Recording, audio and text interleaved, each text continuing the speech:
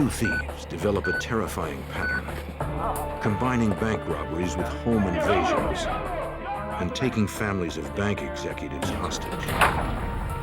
For years, federal agents track them, always one step behind. Even when they're caught, the robbers do not quit.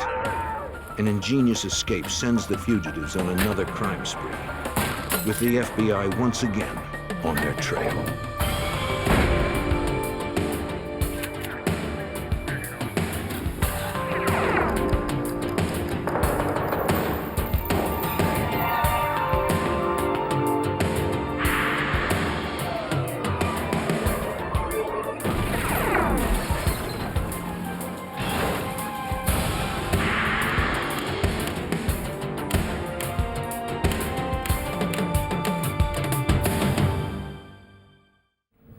Too often, convicted felons learn new techniques and find new partners in prison. In 1982, a group of former inmates began a spree of kidnapping and robbery. I'm Jim Kallstrom, former head of the FBI's New York office. For years, the suspects used false names and a network of criminal contacts to elude capture. To find them, the FBI had to pierce their tight-knit circle and find new partners of their own.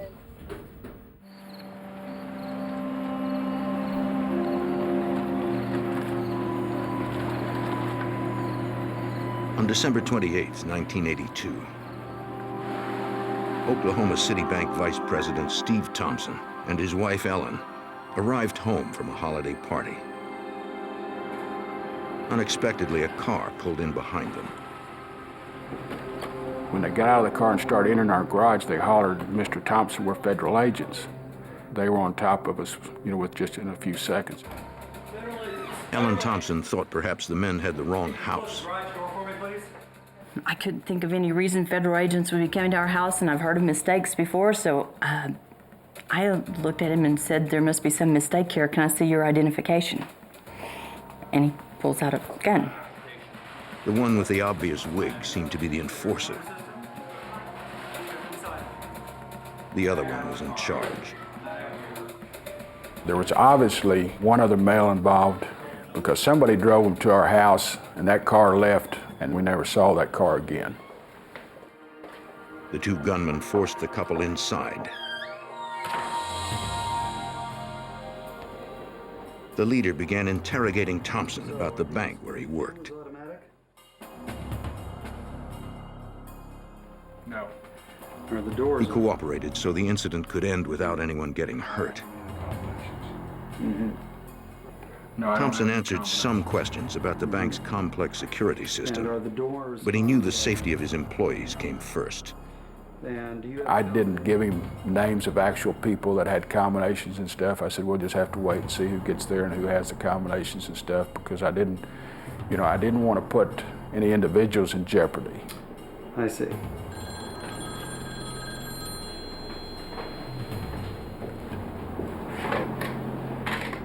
Hello. A man called to speak with the gunman. Yeah. Uh-huh. It sounded like they were finalizing plans for a robbery the next day. Well, call me back at 6:30. The leader warned Thompson to follow his orders exactly. Okay. He was trying to make a point with me, and he said, if anybody sets off the alarms tomorrow, if anything goes wrong and the police come, he said, I'm going to kill the police. Tell me.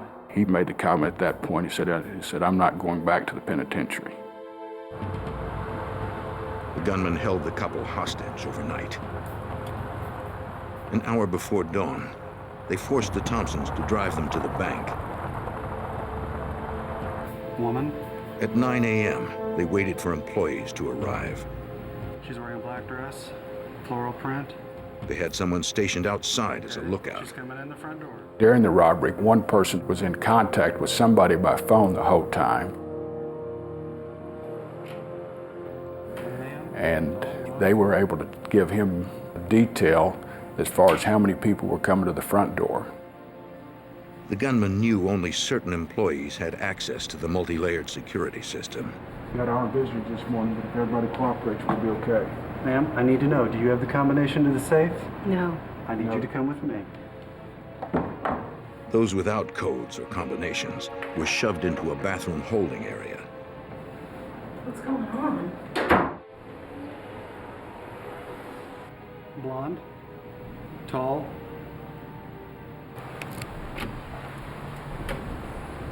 act natural, everything will be fine. It always takes, more than one person to access anything. You have different layers of security within the vault and the cash vaults themselves within the vaults. Sir, I need to know, do you have the combination to the safe? It's okay. Yes, I do. I need you to come with me. Anyone with a code was put to work. So that's what he was trying to determine, was who was going to be able to access that cash. Other employees had gotten them close.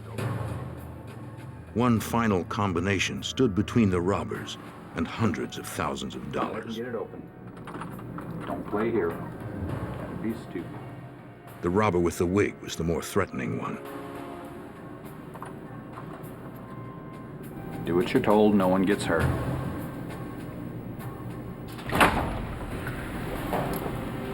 Good, now get in there and fill them up.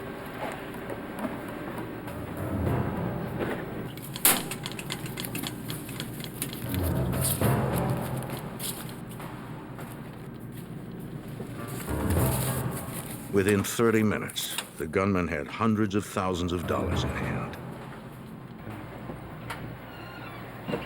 Did you get it? Got it. Come on. I need your keys. They herded Mr. Thompson and the manager in with the other hostages. He put me in one of the restrooms, and he told me and the people in our restroom that said, we're going to be here 5 more minutes, nobody stick their head out. And they left, and I was pretty sure that, from hearing the conversations out there, that they were going to leave right away.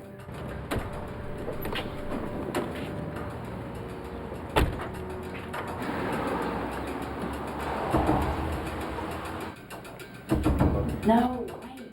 So I probably waited, probably a minute and a half before I came out.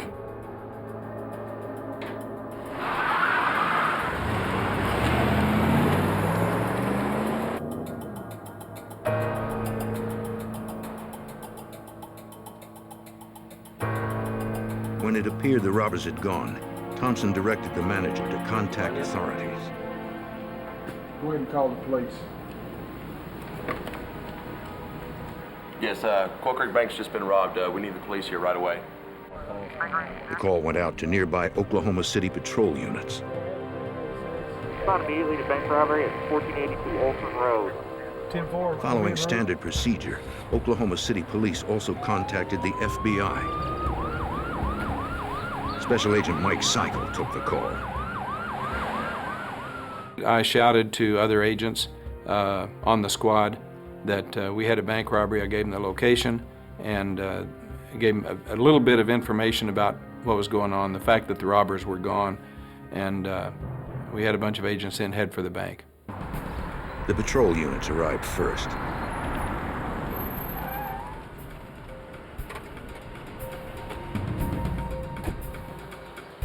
They approached quietly and cleared the bank, making sure no gunmen were still inside. FBI agents arrived minutes later. The Hobbs Act, enacted in 1946 to protect federally insured depositors, makes bank robberies the jurisdiction of the FBI. It meant a nationwide police force would investigate the crime and go after the robbers. The Thompsons described the ordeal that began in their home the night before. So no one was hurt. Didn't have anybody hurt. It had been a sophisticated, well-planned crime, with no evidence left behind. These robbers must have struck before. But no similar robberies had occurred in the area in the past. Agents searched the FBI's database to see if any had been committed elsewhere. They found a national file of robbery cases that included invasions of bank employees' homes. So I pulled that file out and found that there were several offices that had robberies where the pattern was very similar. So I started communicating with those offices. He hoped to find an agent who had experience with whoever robbed the Oklahoma City bank, and located Special Agent Steve Chenoweth at the Phoenix FBI. Hey, listen. Cycle described the Oklahoma City home invasion-style bank robbery, the robbers' disguises and their mannerisms. How many guys? Chenoweth immediately named two bank robbers he knew, Terry Connor and Joseph Dougherty, as having operated that way. All those things are typical of what they had done in the past. And so a lot of that, once I learned the actual details of what had occurred in Oklahoma City, just pointed a finger right at those two. Witness descriptions from Oklahoma City matched the felons. Because of his knowledge of the pair, Chenoweth became the lead case agent. He knew that Connor and Dougherty had met in federal prison. Terry Connor was the leader, in for 3 Arizona bank robberies. Each time, he and his partner had held bank employees hostage overnight. Joe Dougherty was just a thug from Philadelphia, and was a stick-up guy, one-on-one, gun in the right hand, maybe a note in the other hand, and give me what you got across the counter. Not a very sophisticated MO at all, and certainly didn't have the smarts that Terry Connor had. Connor was a smooth talker, recruiting accomplices with ease. Terry was, primarily a West Coast guy, and Terry, being from the West Coast and being from California, we did certainly concentrate our efforts out there in California looking for him. Agents contacted the Monterey, California FBI resident agency. They told Special Agent Harlan Freimeyer what they knew about Terry Connor. Oklahoma City went on to tell us that the suspicion was that he had a girlfriend that lived in Pacific Grove, California, and they wondered if he might not be heading that direction and asked us to do some work to see if we could work that angle. They located Connor's girlfriend's home. Routine surveillance revealed a possible link to Terry Connor, who was last believed to be in Oklahoma City. While doing a spot check on this residence, lo and behold, there was a vehicle parked out front with Oklahoma license plates on it. So I notified the Oklahoma City office, and they didn't actually have a record of that vehicle that they could positively tie into Terry Connor at the time, but they thought it might have been one that he purchased under an alias. I'll tell you what, you ever seen While the girlfriend was away from the house, agents spoke with her gardener. Identifying themselves, they told him they were conducting a federal investigation. He needed to be truthful and discreet. They asked if he had recently seen any men at the residence. He hadn't, but recalled overhearing the girlfriend talking about meeting Connor the following week. The information I got was specific enough that we knew that on a given day, Terry Connor was going to meet somewhere with his girlfriend, and so I felt at that point in time that we were very close to Terry Connor. Agents followed Connor's girlfriend for days, learning that she drove several different cars. They placed tracking devices on each of them. With receivers in FBI cars and airplanes, they tracked her whenever she drove. But on the day she was to meet Connor, the signal faded.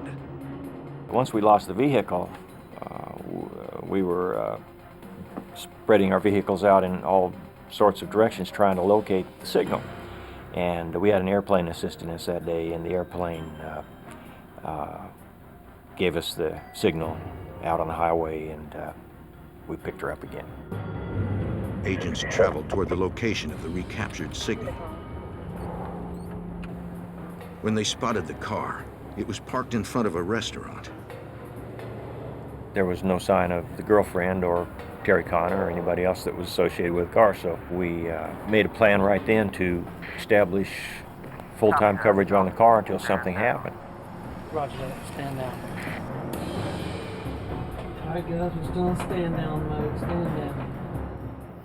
A SWAT team waited, watching for any sign of the suspect.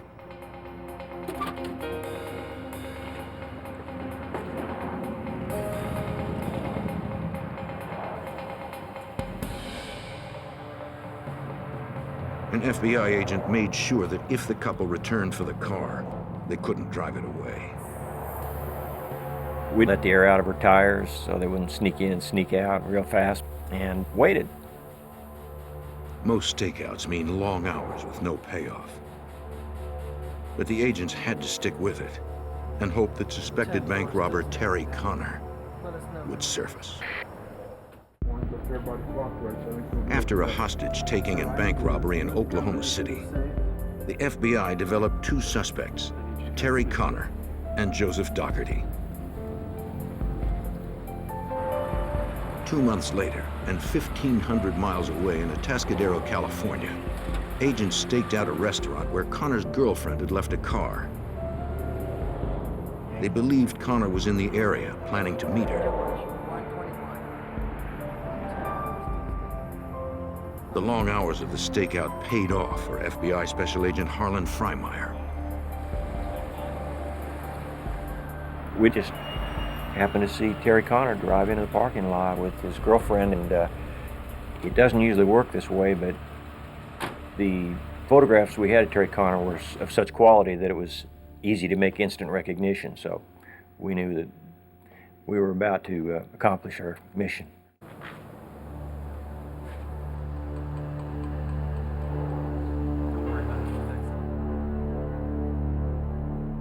Let's go. The suspect was known to carry weapons, so a tactical arrest team took the lead.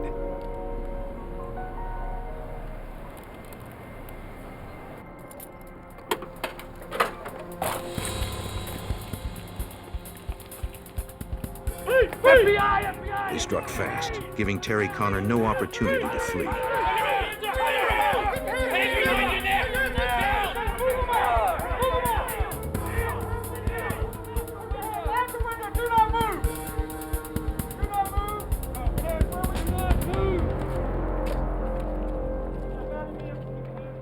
The girlfriend was questioned, then released after investigators determined she was not involved in Connor's crimes. Give me your left hand. Agents then discovered an unexpected benefit to deflating the tire of the girlfriend's car. By the time we got to the point where we were making our arrest, he had already popped the trunk on his car. And of course, without a search warrant, we couldn't have gotten in there if he hadn't popped it for us. And so once the arrest was made, there we had in plain view the contents of his trunk, and that was useful to us because there was a briefcase that we opened and found a substantial amount of money. Nearly $40,000 in cash bore serial numbers matching some of the money stolen during the Oklahoma City robbery. Agents also found a large diamond and a jeweler's receipt for 6 more. Take off your shoes, your belt. Authorities took Connor to the Monterey FBI office, where they charged him with the Oklahoma City robbery. In handing over his personal effects during the intake process, something of interest emerged. A sales receipt from a Reno, Nevada car dealership. The buyer was listed as Russell Anderson, perhaps an unknown alias of Connor or Dougherty. He had given an address in Santa Maria, California. My instinctive belief was that that address might well be the address of his partner Dougherty. So we put out the word as fast as we could to our counterparts in Southern California, asked them to get out and check that address. A SWAT team immediately went to the residence and prepared to make entry. They suspected Dougherty was inside, perhaps armed. The flashbang grenade was designed to stun anyone in the house.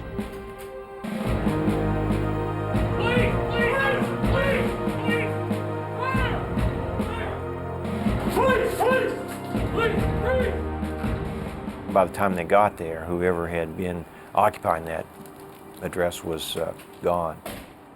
I fear that possibly they were alerted by Terry Conner in the book-in process when he was given his phone call.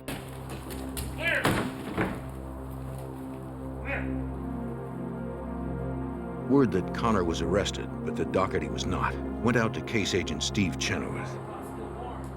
Even though we're looking for two, we're certainly willing to take one. And the fact that we didn't find Joe there was a little disappointing, but also the fact that we did find Terry Conner meant that we had solved half of that equation, and we just had to up the ante to find Joe. Chenoweth knew Joe Doherty would keep robbing banks using the method taught him by Connor. But without Terry Conner controlling him, Doherty was a loose cannon, now more dangerous than ever. Terry was the brains. Terry was the guy that made most of the decisions. And now you're putting Joe, who is more prone to violence than Terry was, basically in a leadership role. If he should fly off the handle, there might not be anybody there to calm him down. For 8 months, there was no sign of Doherty anywhere. Then, in Phoenix, on the night before the busiest shopping day of the year, when banks are stocked up with cash, the vice president of a large area bank returned home with his family from a Thanksgiving dinner with relatives. What happened? It appeared their home had been burglarized. But the intruders hadn't left.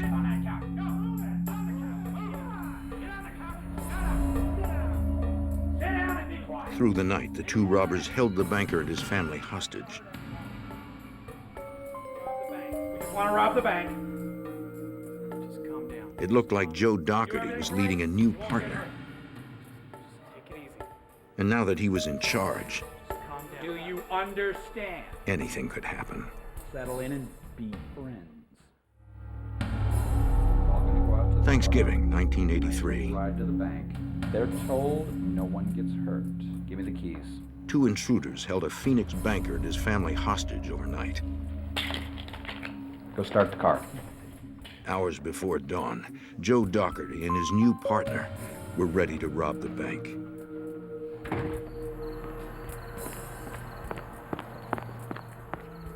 They would use the banker's car for transportation and his children for collateral.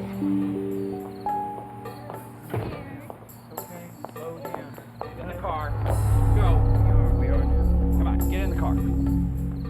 Doherty never put down his weapon. Remember, I've got the gun on your wife. Get in the car. In less than 2 hours, they would drive to the bank, empty its vault, and escape with $270,000 cash, leaving the family frightened but unharmed. What's the address? The heist was in the home city of the lead case agent on Doherty's trail. Okay, put it out to all agents. When Steve Chenoweth learned of the crime, he believed he knew who had done it. Thanks.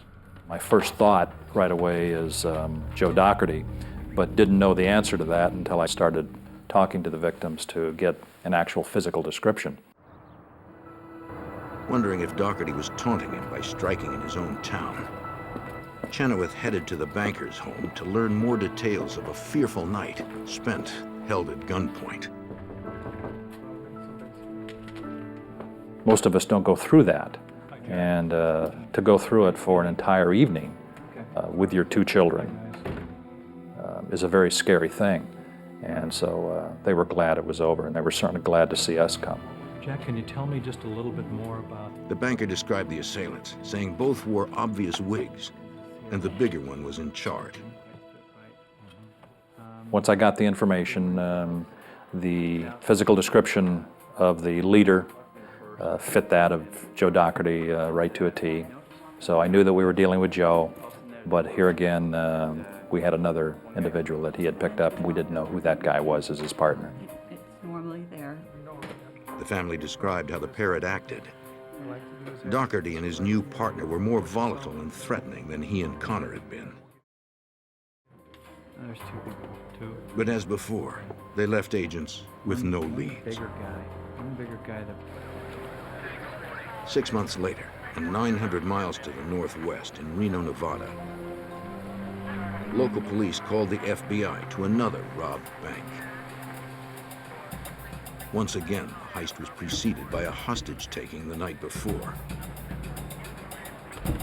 But this time, the level of violence had increased. Now, there was a bomb.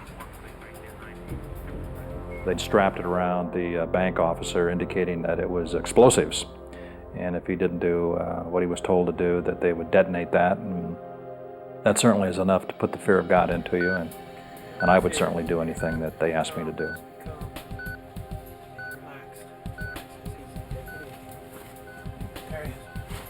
I want to stay with him. I might ride outside, Bob.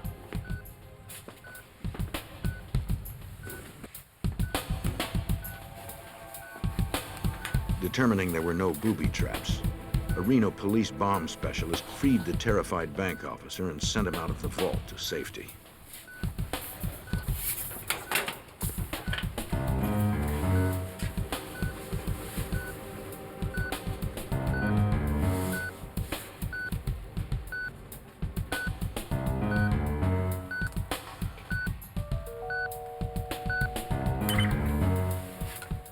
The expert cut off the power supply, though he later determined the device was a fake.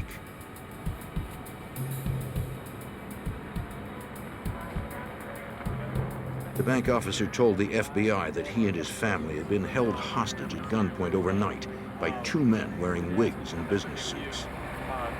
Recognize the gentleman in this picture right here? That's him. Shown a photo of Joseph Dougherty, he said it looked like one of the men. That's what we needed to hear because that's who we're going after. Witnesses had seen a white sedan with Washington state plates speeding away from the bank after the robbery, so agents searched the area. They found the vehicle abandoned less than 200 yards from the Reno FBI office. It seemed Dougherty was again boldly challenging the FBI. A check of the plates showed it was registered to a man in Spokane, Washington. That man said he had recently sold the car to someone who fit the description of Dougherty and a pregnant woman whom the FBI believed to be Dougherty's girlfriend. To help find the couple, the FBI called on the U.S. Marshals, experts in interstate tracking of cars and people. United States Marshal Denny Barrand believed the cars Dougherty used would be the key to finding him. As fugitives, Joseph Dougherty was very smart. He changed cars like some people change socks. He would buy cars, sell them back to the original owners, sell them to a used car lot. Marshals painstakingly followed a complex trail of cars and aliases, and eventually got a break. They discovered a car accident report linking one of Dougherty's aliases to an address in Idaho. Hi there. Since the house appeared to be abandoned, the marshals interviewed neighbors. Yeah, this One woman immediately recognized the robber, though she only knew him by his alias. She said he had the peculiar habit of shooting pistols in his backyard. baby. And about a week ago, though, they packed up and moved away. She told the marshals that he, his girlfriend, and their newborn child had recently moved out. Okay, go ahead. Securing a subpoena for moving truck rental records in the area, marshals determined Dougherty's girlfriend had rented one under a false name and had driven it to Colorado. I'll check on that before it leaves. Good. The rental company gave authorities her destination, a house in the mountains outside Denver. FBI agents and U.S. Marshals watched from the cover of the woods surrounding the house.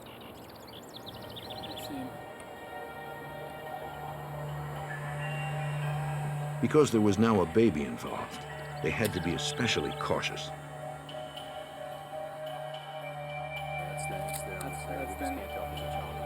At one point, they observed the girlfriend leaving the house with another man.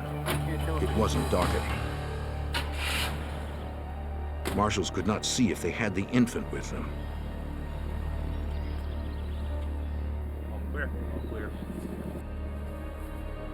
Other marshals followed the two into town and watched them enter a store without the baby. I said, go to the car that's parked in the shopping mall parking lot and look inside and see if they left the baby inside the car.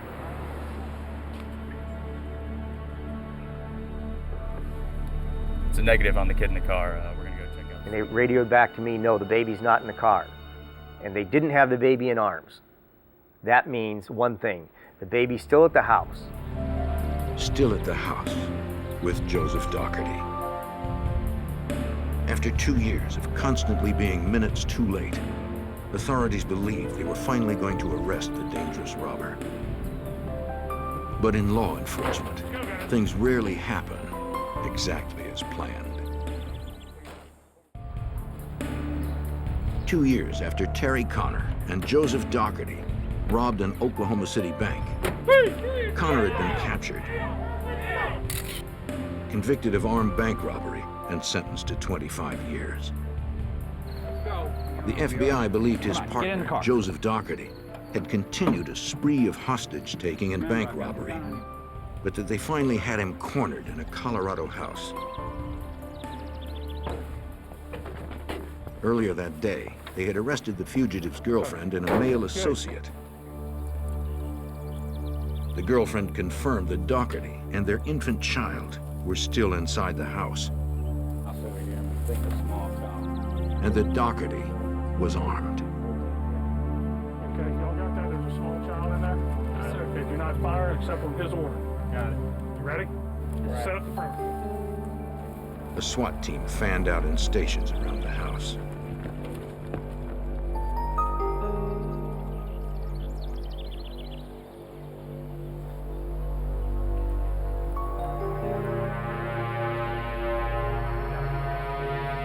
Setting up now. Copy number 2. Number 3, are you in position? Same thing, just moving around. Go. Also watching was U.S. Marshal Denny Barron. Joseph Dougherty stepped out of the house, positively identified, and with that he took a .357 Magnum and started to fire into the woods.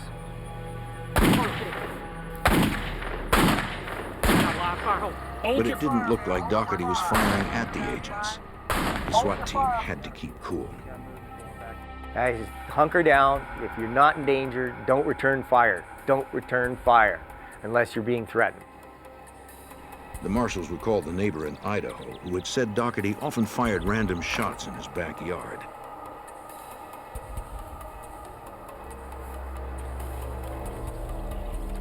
They believed he didn't know they were there. Okay, just hold your fire, and let me know if he comes back out again. We're going to try him on the phone. They still needed to resolve the situation peacefully. An FBI negotiator placed a call to the house. Hello? This is the FBI. We have you surrounded. The negotiator, he said, I established contact, but the person is hung up. It was answered by a male, but he hung up. Got it. The well-trained snipers had several possible shots at the fugitive, but they held off. We had to consider, of course, the safety of the baby. We had to consider the safety of other people that might be in the home that we didn't know about. They've seen him go past the window several times. You see the baby? Has anybody caught sight of the child? Anybody seen the child? Still, they had to be ready if Dougherty started firing at them. So again, try to get him on the phone. Stand by, be ready. The negotiator called the house again.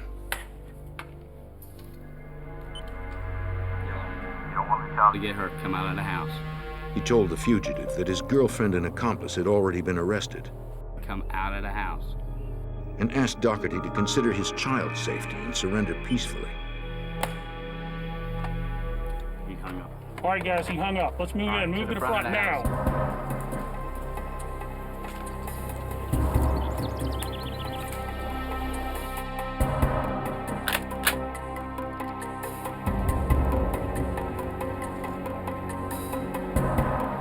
Through the window, they saw him approaching the door. Freeze! Put your hands in your hands now! Back up on my command. Back up now. Back up. Come on. Hands up. Come on. On the ground. Now. All the way. Flat down. Arms out. All the way down. Cuff him. He was arrested without a struggle. Once we had the baby out of the house, we had the house secured, then we began to move through it, and we discovered 16 firearms in that house, including a .308 tactical assault rifle, 2 of those, all hidden, all loaded, all charged and ready to go to defend that house. Doherty was charged and held for trial in Oklahoma. Almost a year and a half later, on June 19, 1985, 2 U.S. Marshals were transporting Terry Conner and Joseph Doherty to an Oklahoma City courthouse. I guess, sure. Doherty was facing the first of 4 trials, this one for the bank robbery and hostage taking in Oklahoma City 3 years earlier. He had subpoenaed his partner, Terry Conner, as a witness. On a rural road, they made their move. With smuggled jailhouse contraband, a handcuff key and a razor blade.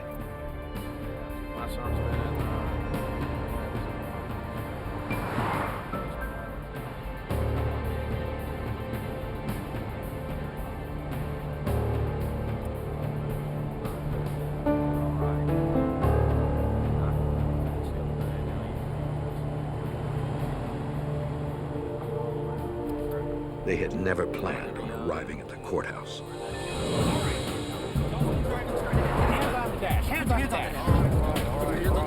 They took the marshal's guns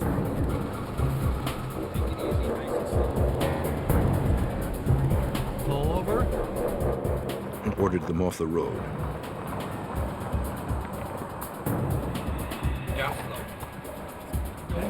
Okay.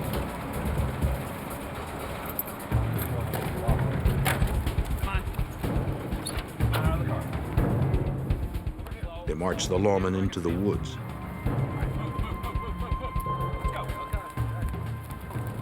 The felons were desperate for freedom, and it seemed no one could stop them from gaining it. June 19th, 1985. Bank robbers Terry Conner and Joseph Doherty escaped the custody of 2 U.S. Marshals while in transit to Doherty's trial. The fugitives handcuffed the Marshals to a tree and stole their weapons, badges, and car.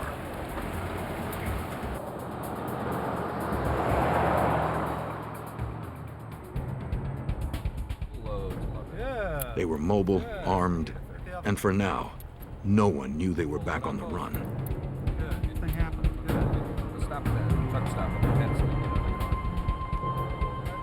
They had a 15-minute head start before the Marshals managed to free themselves and report the escape. At the U.S. courthouse in Oklahoma City, Special Agent Steve Chenoweth was shocked when he heard the news. My initial thought was, this can't happen. When you put so much time and effort into a case like this over a period of years, and to have it just kind of disappear in a flash, in a moment's notice, it's a real severe letdown. Bank surveillance videos captured Conner and Doherty's next crimes. 2 small-scale bank robberies in St. Louis. Agents believed they'd needed some quick cash before getting back to their regular routine. Initially, after the escape and after the fact that they had held up both banks there in St. Louis and had about $30,000 cash, we knew that they were going to be coming back out and striking again at a bank officer and his family. We knew that there was a high potential for kidnapping. We knew that the propensity for violence was great. 2 months later, police in West Allis, Wisconsin, received a bank robbery call. This is Sherry. How may I help you? You're at what bank? And the address, please? $500,000 was taken, the largest bank heist in the state's history. Station to Squad 113. You're responding to a bank robbery, 10707 West National Avenue. It was by now an all too familiar pattern. Two gunmen had held the bank president and his wife hostage, then, again aided by a lookout, robbed the bank.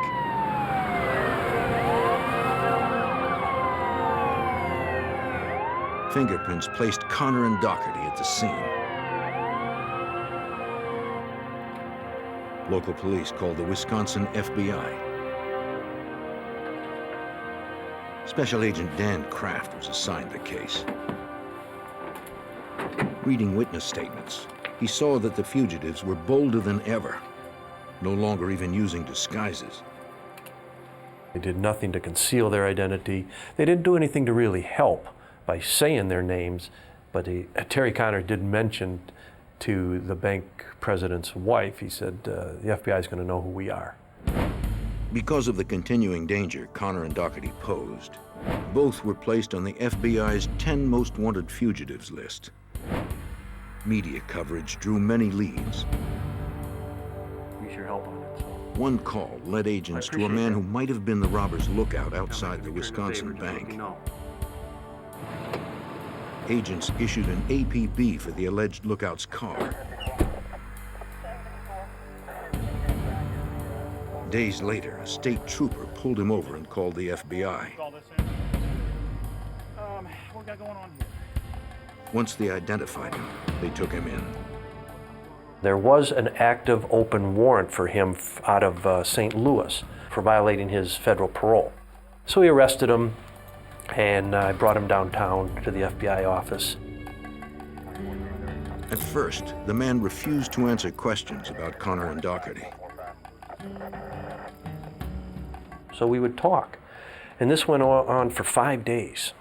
But it wasn't a sweating. I mean, you see on television where it looks like an interrogation and you're getting in somebody's face. No, it was just two men talking. Finally, Kraft won him over. Thinking about it. Yeah. But he was afraid of facing Connor and Doherty in court. Talk about it, and let's just talk about it, you know, and it's... I'd like to cooperate, he says, but, you know, I won't testify. So you don't have to testify. We don't need your testimony. You know, we've got these guys locked in. I just need to know how they think. I need to know what they do and how they do it so I can get one step ahead of them. Understand what they're doing. The suspect agreed to talk in the hopes of a reduced sentence. He told Kraft how Connor and Doherty chose the banks they robbed, how they traveled, even how they communicated through hotel front desks. One of them would call up and make a reservation in the name of a former prison warden. And the other one would call up and ask if this person had checked in yet. And the switchboard operator would then say, no, Mr. So-and-so hadn't checked in yet. And they'd say, well, can I leave a message for him? So then the other one would then call back looking for messages. And they did this as one of their ways of communicating without ever it being traced. The most important piece of information he gave was the name of another man who had helped Connor and Doherty rob banks in the past. His name was John Harris. Agents found Harris in Tucson, Arizona. Surveilling him, they saw him making and receiving calls at a certain payphone. Getting a warrant, they tapped the phone and listened in. He was talking to Connor and Doherty. We hope through a series of wiretaps that we might be able to trace the phone back to a particular area, and through investigation in that area, maybe locate them. Agents learned the fugitives were calling from Chicago and were planning another robbery there. Special Agent George Spinelli of the FBI Chicago field office distributed photos of the fugitives to area hotels. One reported a guest who looked like Joseph Doherty, though that name wasn't on the register. As I looked at the register, I looked down and I did see an alias that Connor had used in the past. At that point, I thought possibly we had 2 top 10 fugitives at this hotel. Case agent Steve Chenoweth immediately flew to Chicago, joining the other agents at the hotel. The guest who looked like Doherty appeared to have checked out. How about a vehicle? No vehicles yet either. Agents watched the room Connor might be in. If he was there, they needed to confront him outside his room to avoid a standoff.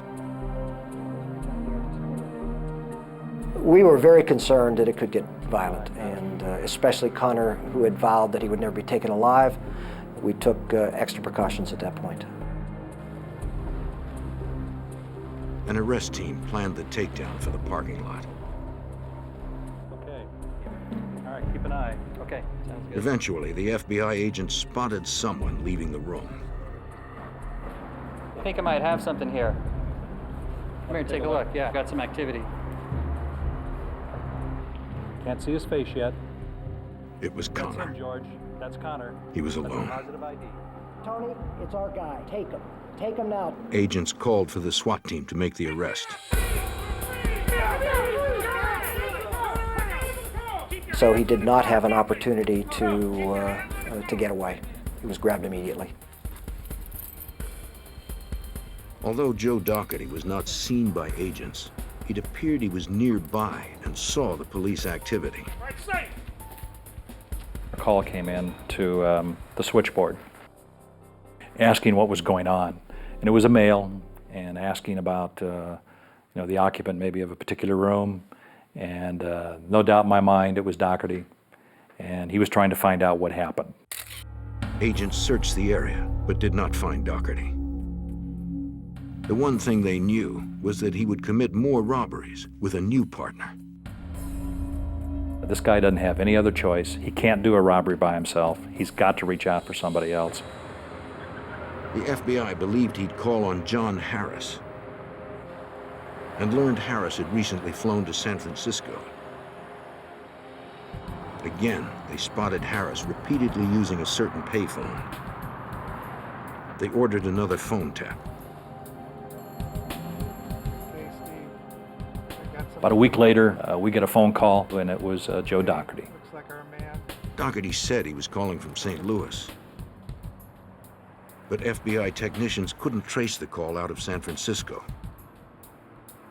And all of a sudden, the stark realization came to us that this guy's not in St. Louis.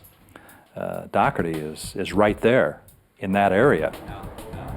Agents realized he himself was surveilling his lookout to see if he had been followed.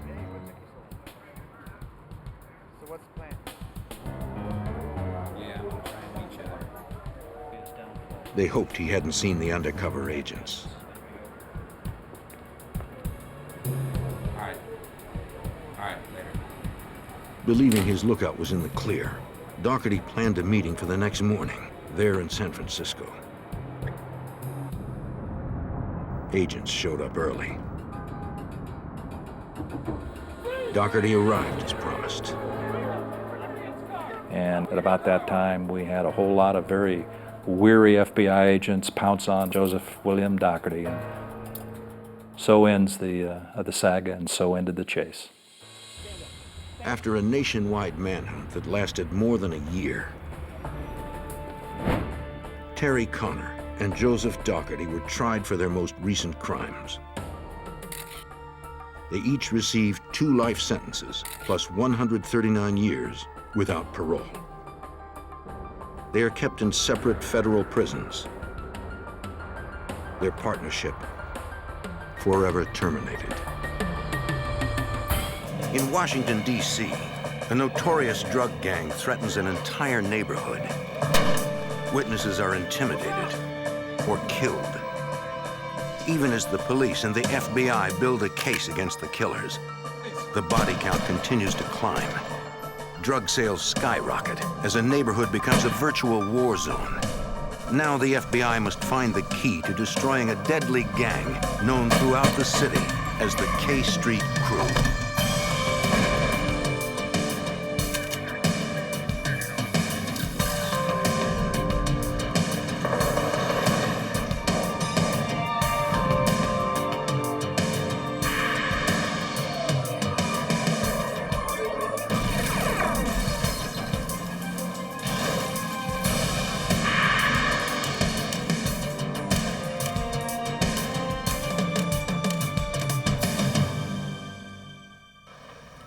In the 1990s, the war on drugs was in full swing.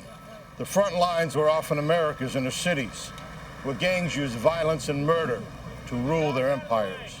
I'm Jim Kallstrom, former head of the FBI's New York office. When gang violence exploded in Washington, D.C., the Metro Police and the FBI fought back. Using high-tech surveillance and tough new laws, they set out to destroy the gangs from the inside out.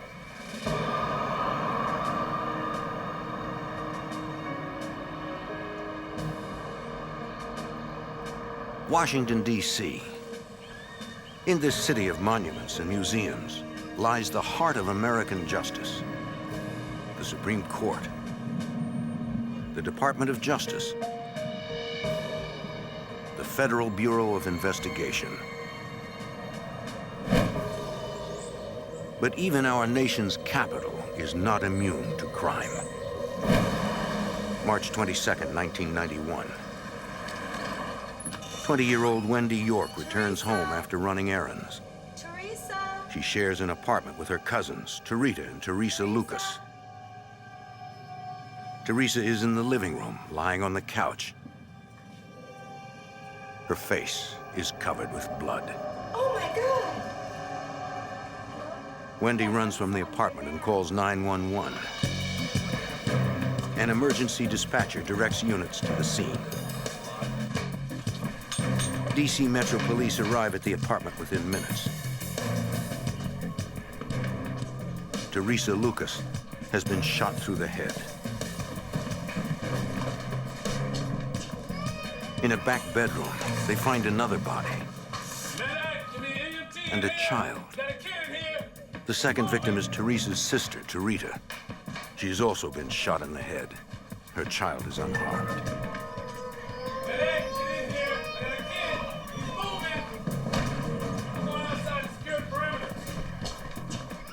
Police discover another baby, terrified but also unharmed. It's Teresa's child. It seems both children have been alone with the bodies for hours.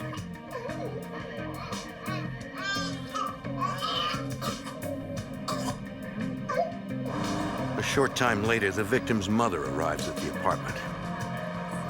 Renee Brown finds the building surrounded by police. My mind was racing and I was trying to get in. The police were holding me back. They said, you can't get in. I said, this is my house. I have to go in. That was the most horrific day of my life. I will never forget it. They were very devoted and dedicated mothers. They loved their kids and they didn't deserve to die. Crime scene investigators process the apartment. They find no signs of forced entry. Nothing in the apartment appears to be disturbed. No valuables have been taken. There is nothing that suggests a motive for the brutal slaying. Detectives suspect the victims knew their killer. Nothing in the bathroom there.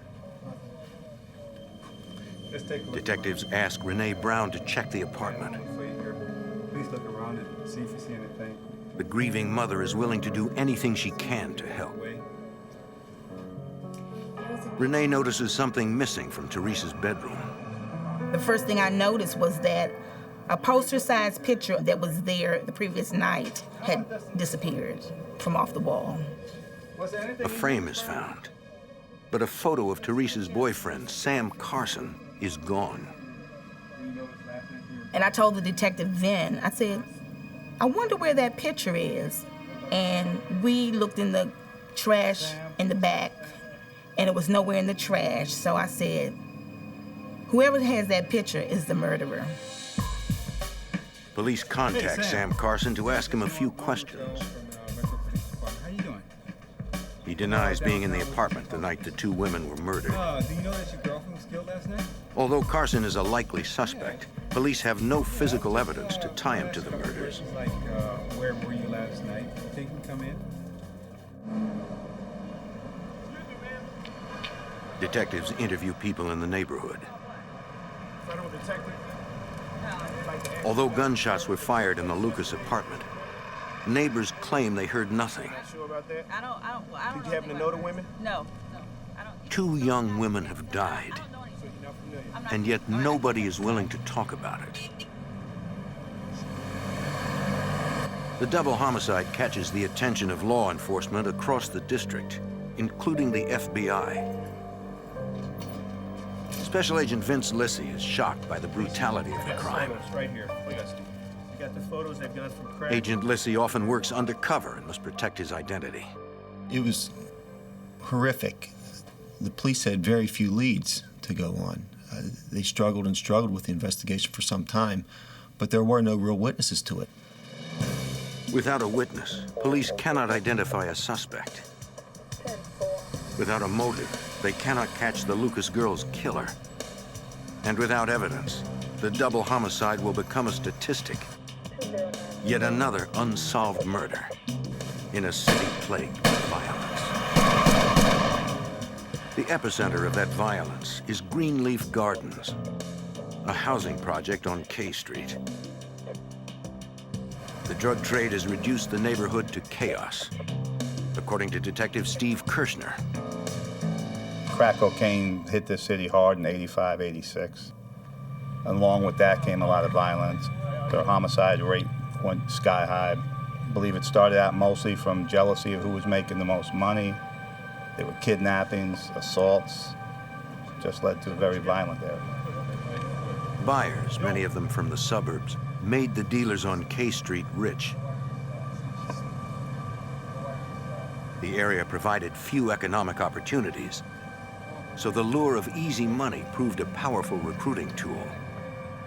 It was a huge moneymaker for them, and it was pretty hard to tell a 14 or 15-year-old kid, hey, listen, go to school, do all the right things, whenever they can go out on the street, sell crack and make $1,000 a day. They could buy all the things that they didn't have before because they live in an impoverished home. With millions of dollars in easy profits at stake, competition between dealers grew fierce.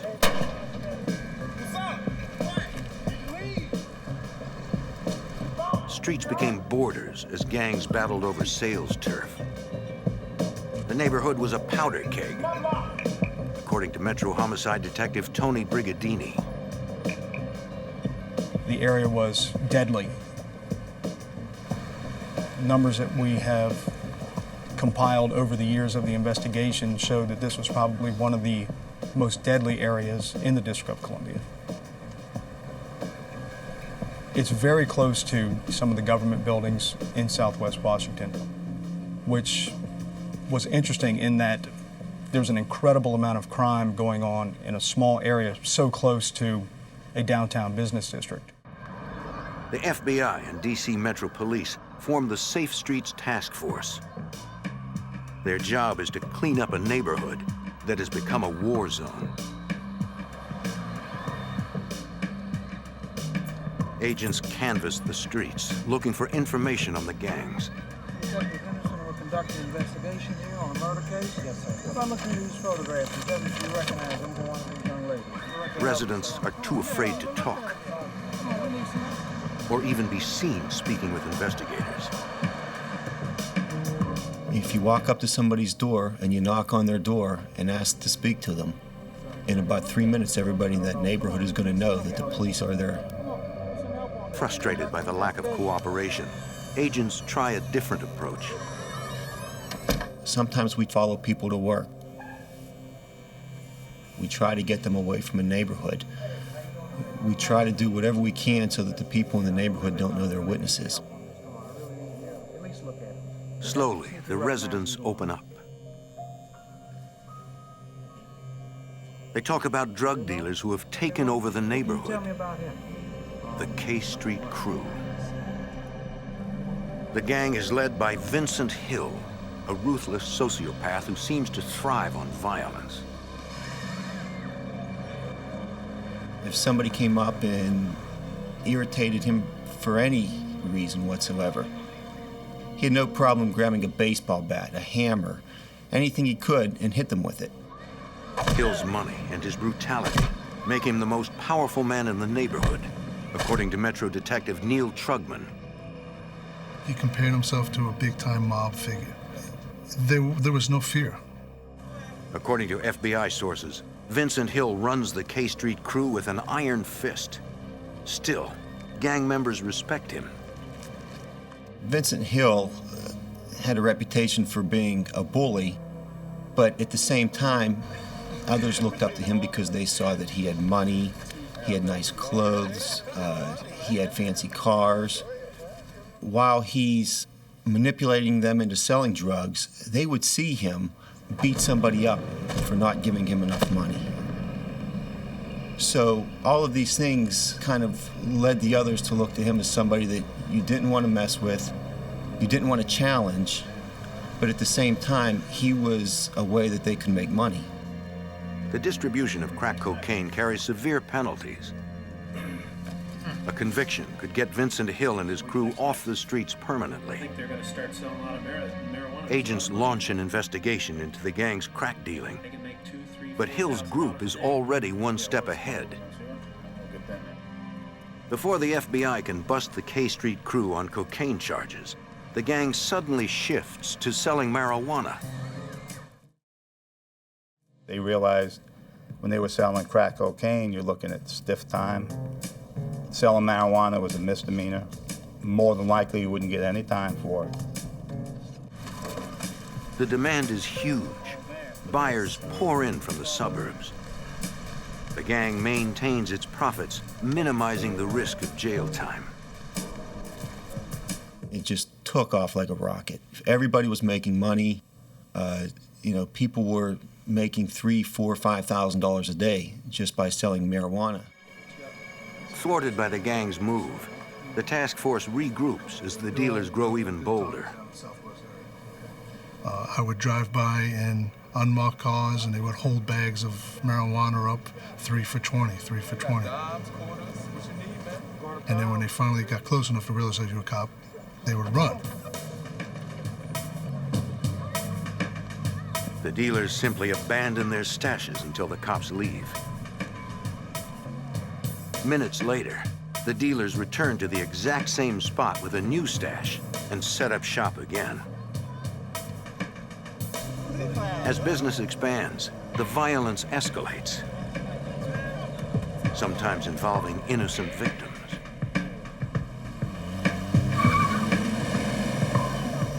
On August 29, 1992, Travis Ross and 2 friends are mistaken for rival drug dealers.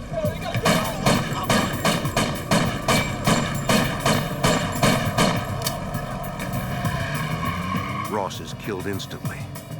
Both of his friends are critically wounded.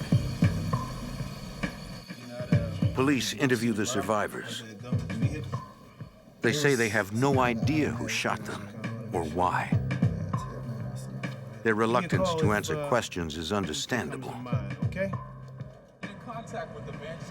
Police believe the K Street crew has already murdered a dozen people who cooperated with authorities.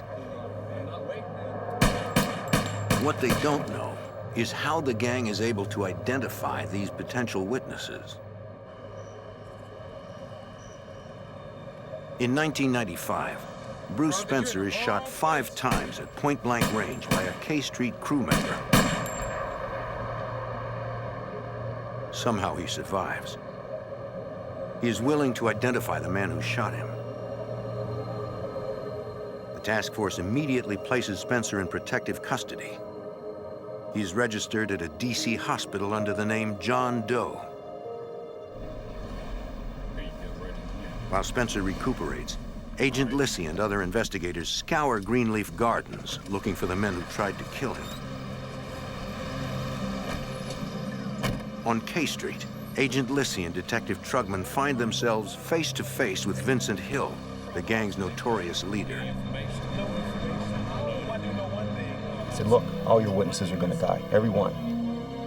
Even your buddy who's in the hospital under the name John Doe, in room, and he told me exactly what room it was. And I shook my head as if I didn't know what he's talking about, but I knew exactly what he was talking about. They wanted to let us know that it was their business to locate witnesses and silence them.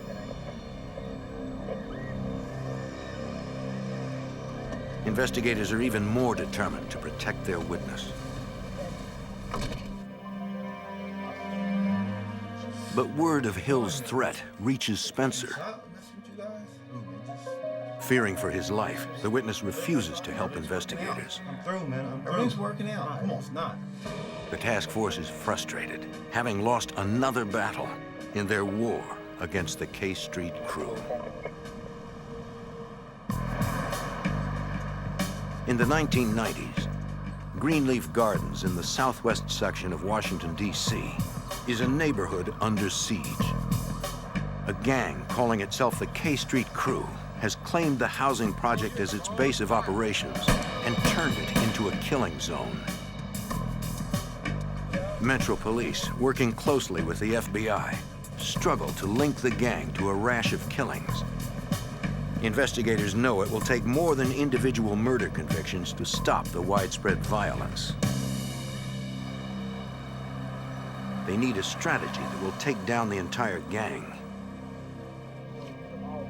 The Joint Task Force decides to use RICO, a federal racketeering statute that will allow them to prosecute the K Street Crew as a single, corrupt organization that sells drugs and commits murder to protect their interests. Homicide detectives re-examine dozens of cold cases, cases that were once attributed to the random violence of the projects. They search for anything that will link the K Street Crew to murder, according to Detective Tony Brigadini. Some of the cases that we were investigating were 8 years old, 10 years old. We would have to go back and research case jackets, try to find evidence that had been collected 8 or 10 years earlier, try to locate crime scene photographs, things of that nature. Yeah, here it is. See this car? Is that the same car? So, in trying to build a strong case, we were dealing with very little information. In the meantime, agents launch a covert surveillance operation to gather evidence on the gang's growing drug business. Special Agent Vince Lissy. We wanted to show the conspiratorial nature of these guys, how they operated on the street, how they took turns selling drugs, who supplied who. And we thought that if we could have undercovers introduced to the group, that we could accomplish this. FBI agents set up a stakeout in an apartment overlooking K Street. The landlord offers it to them free of charge. Like most of the residents of Greenleaf Gardens, he's sick of the drugs and the violence. We got some camera equipment, video, and still photos, and we would sit up there and watch them and try to get the people on K Street's patterns down. We would see Vincent Hill out there and see how he operated. Investigators watched the area for weeks. Once they've established the gang's patterns, they develop a plan. Most of the drug transactions on K Street are conducted with buyers in cars. To get closer to the dealers, they'll need a vehicle. We decided the best approach was to use a pickup truck. We got the oldest, dirtiest pickup truck the FBI had. We bought some toolboxes and put toolboxes on the back of the truck to make it look like a construction truck. The truck is rigged with surveillance cameras and microphones. Two Metro investigators, Joe Abdallah and Jim Scheider, are recruited from another precinct. As outsiders, they will not be recognized by gang members. They will pose as construction workers to make drug buys. Metro investigator Joe Abdallah. So me and Jimmy had it prearranged. If I was in any trouble or I felt my safety was in jeopardy, I was going to run for that truck, and depending on the situation, Jimmy was going to take off with me jumping in the back of that truck, or he would get out with his firearm. The main target of the surveillance operation is Vincent Hill. The undercover officers expect they will have to make several buys before they can make contact with the gang leader. 5 cars carrying 2-man teams form a perimeter around the neighborhood. They stand by on their radios, awaiting Lissy's orders. We had all this in place. We had the cars situated throughout the neighborhood. And we said, okay, let's go, let's try it. Nobody moves until I say something. As the officers attempt their first undercover buy, Jim Scheider knows he is heading into dangerous territory. As soon as we turned the corner, my heart started racing. We knew that there was no turning back at that point. Abdallah and Scheider look for a dealer, any dealer, to buy from. Then on a street corner, they spot Vincent Hill, flanked by his lieutenants.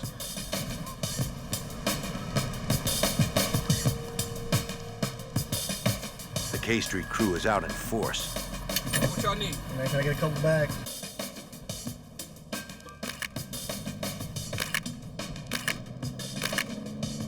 Abdallah doesn't think twice. He gets out of the truck. And I'd asked if I could get 2 bags for $40, which meant 2 bags of marijuana, which were $50, but if I could, I'd get them for $40 a piece.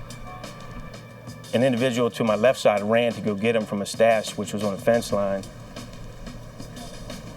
And Vincent Hill said, no, you'll take 2 for $50.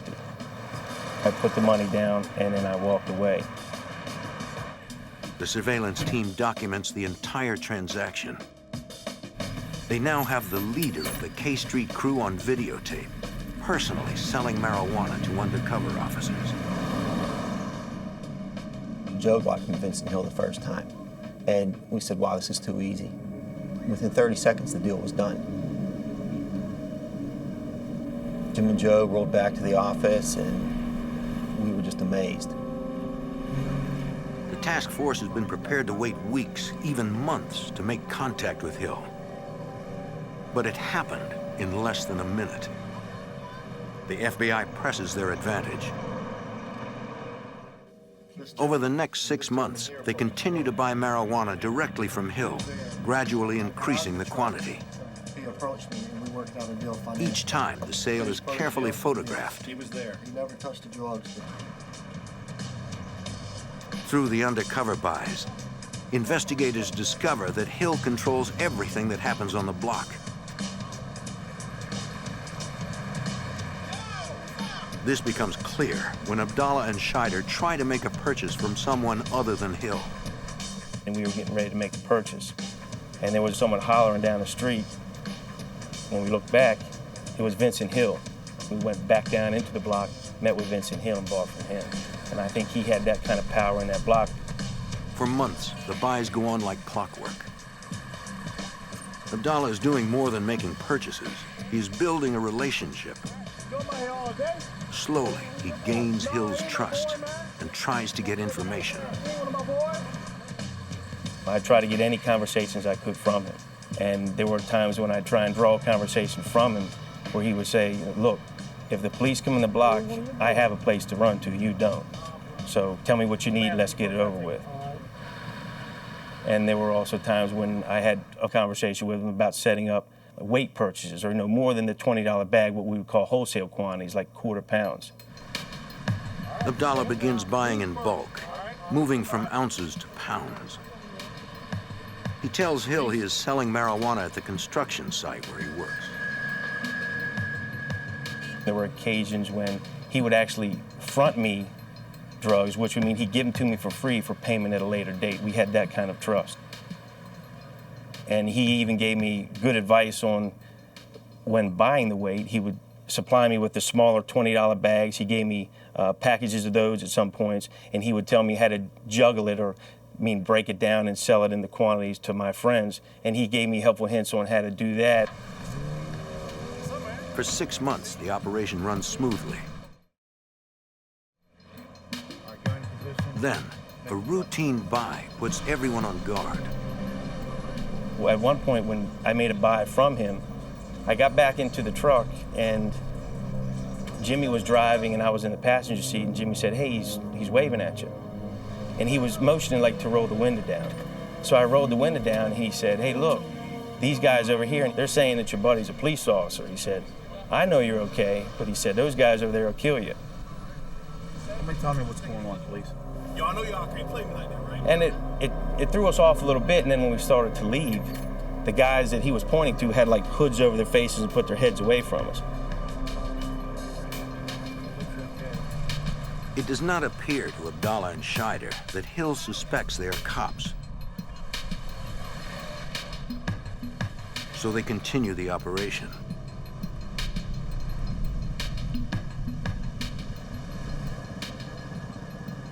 A week later, the two detectives pull into K Street. Vincent Hill is there.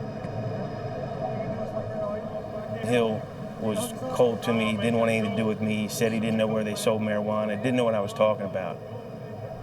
And it was very confusing because even when he was angry and sold, he was just in a hurry. He'd say, "What do you need? Hurry up and get out of here." But on this day, he's like, "I don't have anything. I don't know what you're talking about. You can go somewhere else." Hill sends them to another dealer down the block.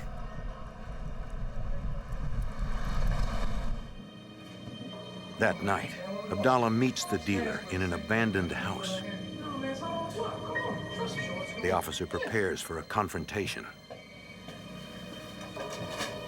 The gentleman walked into a vacant house, called me in. Safe up here.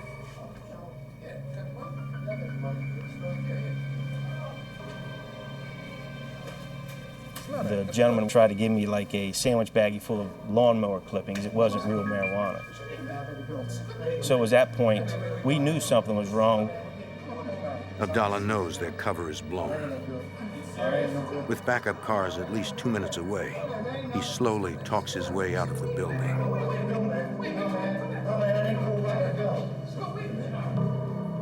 The undercover operation is over. After 6 months of drug buys, the task force still does not have enough evidence to put Vincent Hill and his gang in prison once and for all. Had we charged him with the drug conspiracy alone, it might have gotten them 10 years, maybe 5 years. And what's even worse, they wouldn't have been held accountable for all the violent crimes they committed. So we still needed to investigate the murders and the robberies and the kidnappings and all the violent crimes that were associated with that group. Investigators still have a lot of work to do. In the meantime, the streets rage with violence.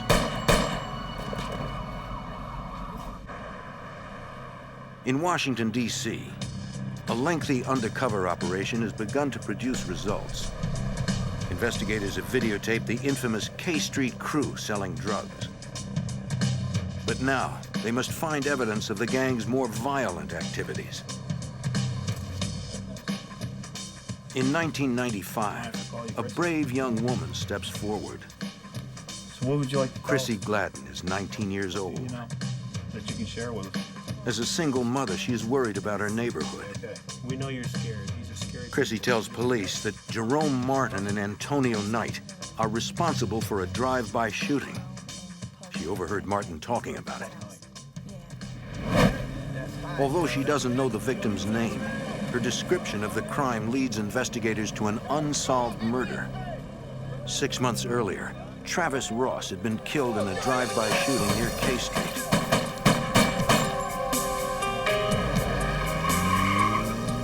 Two of his friends were critically wounded. Chrissy wants to testify against the gang.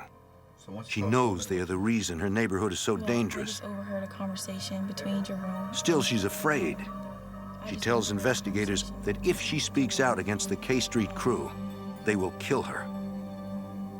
Chrissy Gladden and 2 other women finally agree to testify, but only if the FBI places them in the Witness Protection Program. Special Agent Vince Lissy.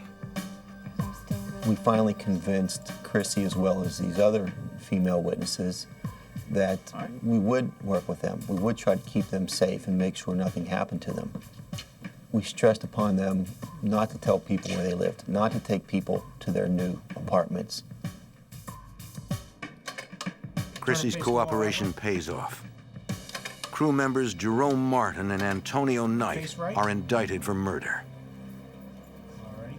Hold the slide up to your bicep. There you go. Lissy believes they have enough evidence to get a conviction. Even though one witness is recanted, 2 others, including Chrissy, are still willing to testify. It's not a big deal. The week before the trial of Jerome Martin, we're constantly re-interviewing witnesses, talking to them, getting them ready to testify. We want them to know what questions they're going to be asked if they take the stand to testify. And the week before, we had Christy in the U.S. Attorney's office. We got her ready. She pretty much knew what was going to be expected of her. She wasn't an eyewitness to the murder, but she did fill in certain gaps. Don't be scared. 4 days before the start of the murder trial, Vince Lissy receives a call from one of the witnesses. I'll set it up. She was frantic, screaming, crying, telling me, they killed Christy, Christy's dead. And I couldn't believe it. And then whenever I realized what she was talking about, it was like somebody punched me in the stomach. Agent Lissy drives over to the Southwest District.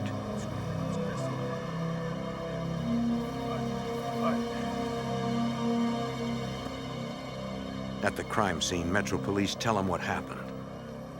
Get that marked right away. Let's call forensics. According to witnesses, Chrissy attended a party on 37th Street at the home of Antonio Knight's girlfriend. As she left the party, 2 gunmen appeared and opened fire.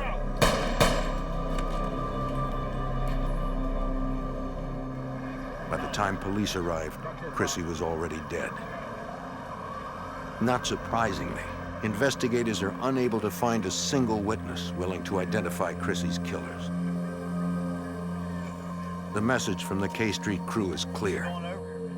Talking to the police is a death sentence.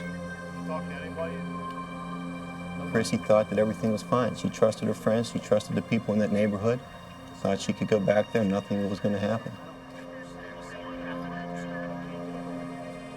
That was probably the worst I've ever felt in this job. It's hard. It's hard to keep going sometimes when that happens. Still, the task force pursues their case against Jerome Martin and Antonio Knight. The trial is a disaster. The case had lingered in the system so long in D.C., we said, we got to go.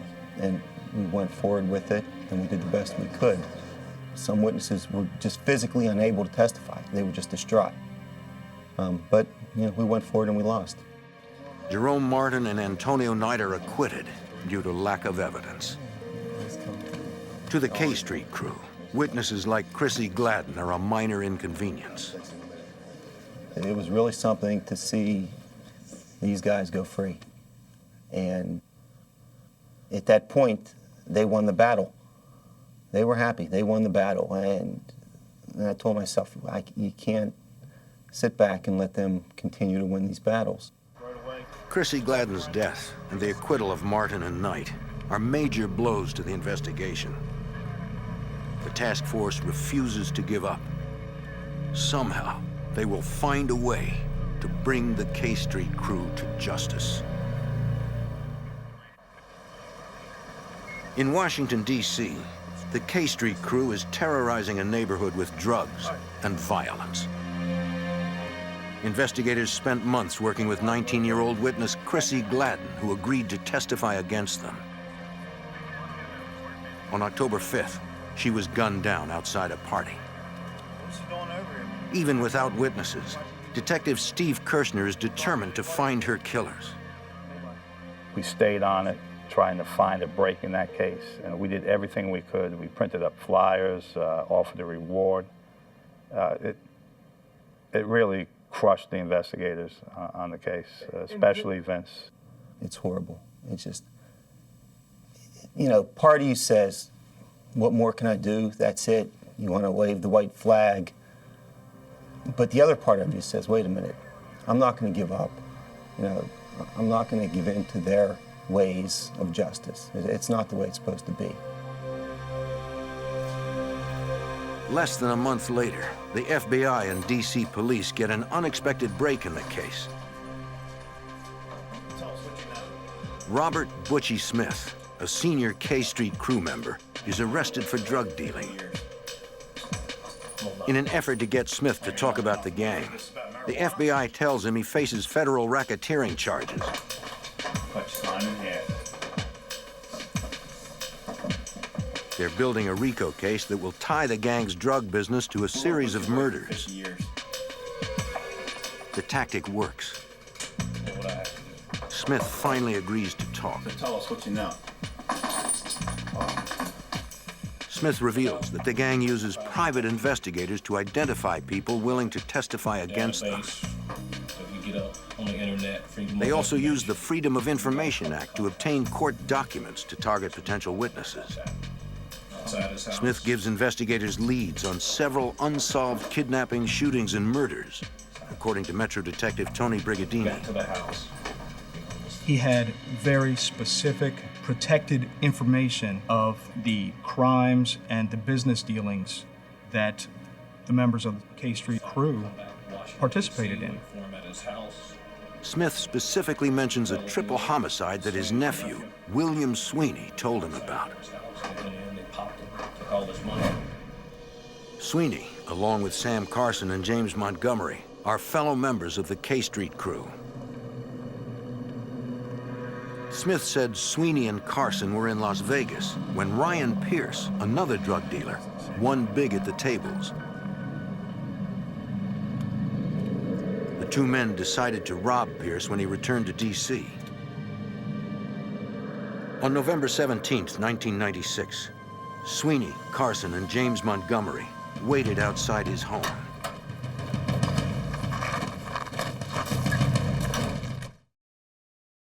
Pierce arrived late that night, along with 3 friends. The K Street crew made their move. What's up, man? What's this, man? Where your money at? No, where money? Get over here. Get over here, Castle. Get over here. Get over here. Pierce told the gunman he had already put his winnings in the bank. There was no cash in the house. Man, this is crazy, man. I don't have no money here, man. Wait. Sweeney killed both men. One woman tried to flee, but was shot to death. Another woman managed to hide until the killers left. Get out here, my son. Let's get out of here.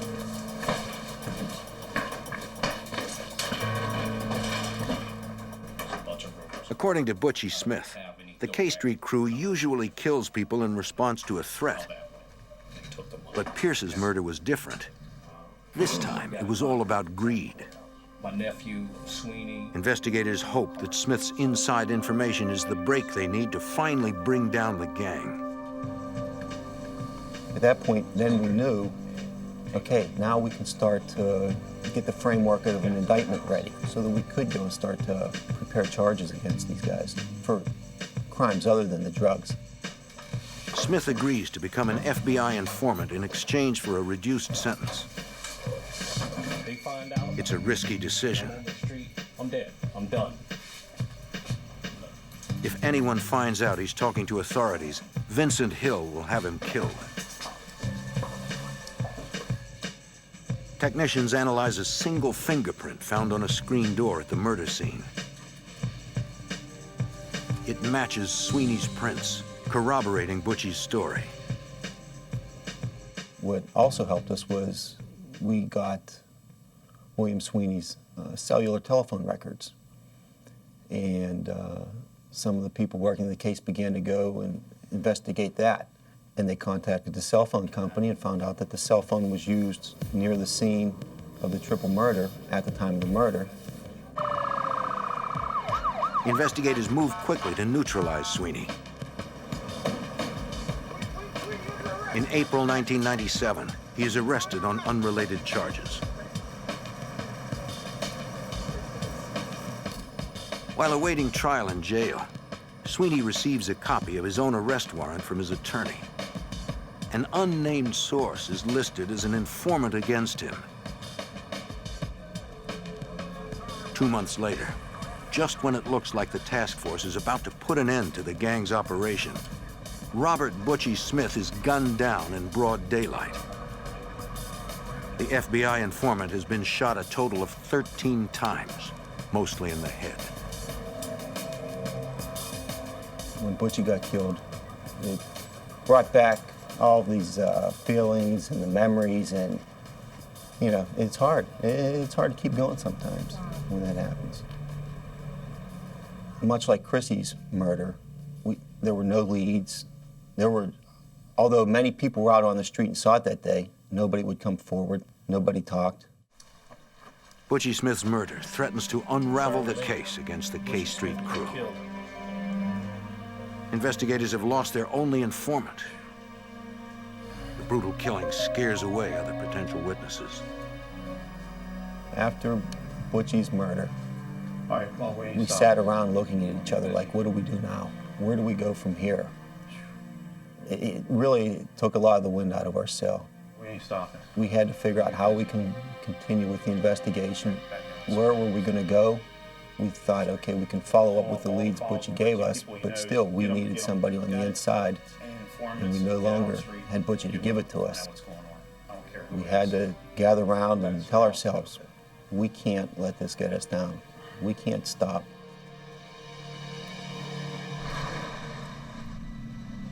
In 1997, the FBI's case against the notorious K Street crew was in trouble. Their only informant had been murdered, gunned down in cold blood. Other potential witnesses are terrified they'll meet the same fate. Before he was killed, FBI informant Butchie Smith told investigators that James Montgomery was one of the men responsible for a triple homicide. It's not happening. Montgomery is arrested and brought in for questioning. Mr. Montgomery, interesting. You got like Special Agent Vince Lissy pressures the suspect to talk about the triple homicide and the rest of the gang's crimes. Montgomery is already facing a long prison term for the murders. Anyone tell me about anything that you know? In the end, he decides to cooperate. Montgomery admits his role in the triple homicide.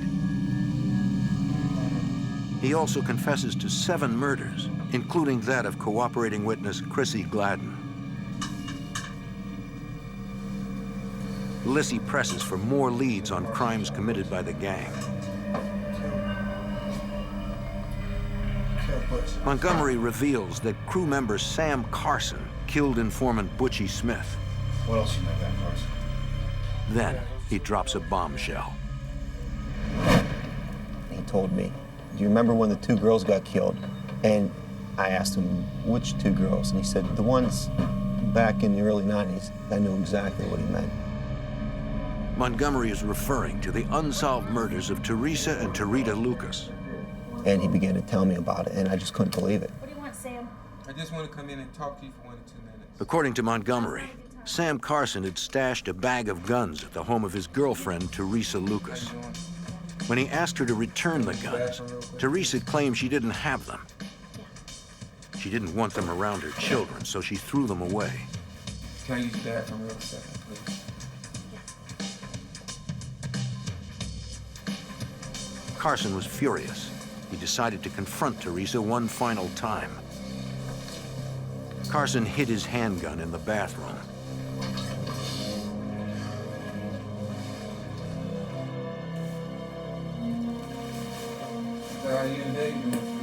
He tried to calm Teresa's fears by showing her he was unarmed. You know what this is about. I want my guns, Teresa. He began again to ask her, where's my gun? I need my gun. Where did you put it? No, nobody has them. Sam, I just threw them out. I want them right now. No, Sam, the children in the house. I want my guns. And she gave him an answer that wasn't satisfactory. All right, you want me to go? Just go. You want me to go, right? I get out. He went back to the bathroom, retrieved his gun. That's the wrong person, Teresa. Sam. Sam! Killed her. Sam walked into the bedroom, and as Tarita was waking up and starting to sit up in bed, he shot and killed her.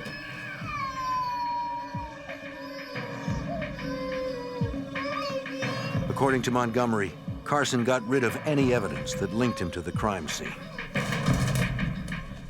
Took his time. When he was satisfied that he had removed any photos, wiped all his fingerprints, he walked from the apartment, got in the car, and left. Investigators asked Montgomery how the crew had discovered the identities of two undercover police officers, Joe Abdallah and Jim Scheider.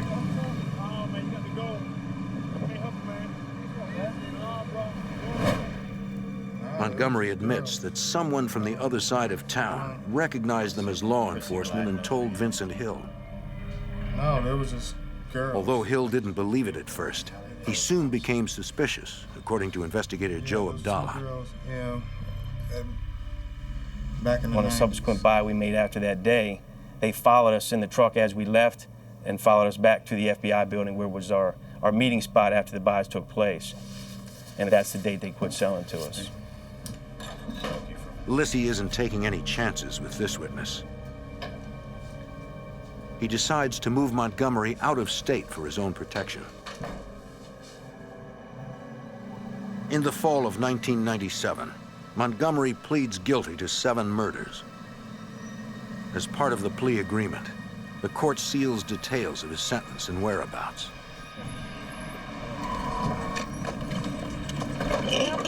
FBI, I have a warrant for your arrest. Put your hands on your head now.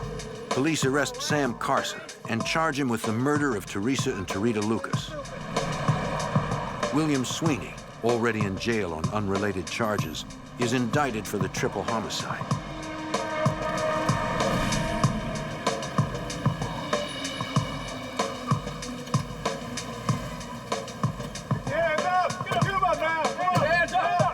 With Montgomery safely hidden, law enforcement begins to dismantle the K Street crew's infrastructure.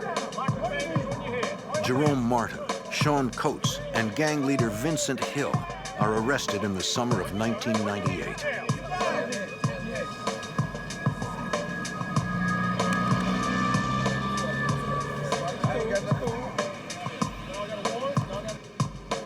A federal indictment charges the gang with 13 murders, 87 counts of racketeering, drug distribution, kidnappings, and robberies. A federal judge permits recorded testimony from Chrissy Gladden and Robert Butchie Smith to be introduced at trial. Even in death, the gang's victims point a finger at their killers. In 2001, every gang member charged with murder is convicted. They receive life sentences without the possibility of parole. Gang members not accused of murder plead guilty to charges ranging from kidnapping to drug trafficking. There's no doubt in my mind that if these guys stayed on the street, they would have continued doing what they were doing. That was their life. They knew how to sell drugs, how to rob people, how to kill people. Thanks to the tireless efforts of both the FBI and DC Metro Police, K Street is now a safer place to live. In Puerto Rico, violent militants murder a policeman, then turn their guns on a busload of unarmed Navy workers and open fire on American sailors in the street. These ruthless killers have vowed to fight to the death. And the FBI must use every tactic at their disposal to track down the terrorists and end this rebellion in paradise.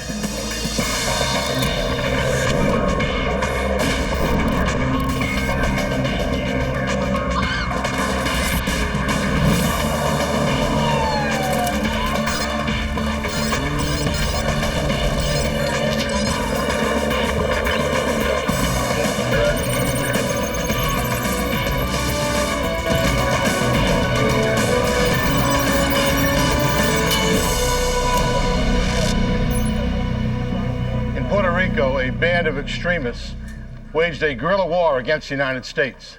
Their goal, to make the island an independent nation or die trying.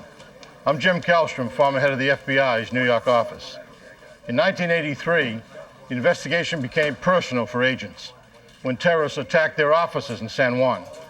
For the FBI, catching the perpetrators would depend on skill, patience, and turning a handful of small clues into one big break.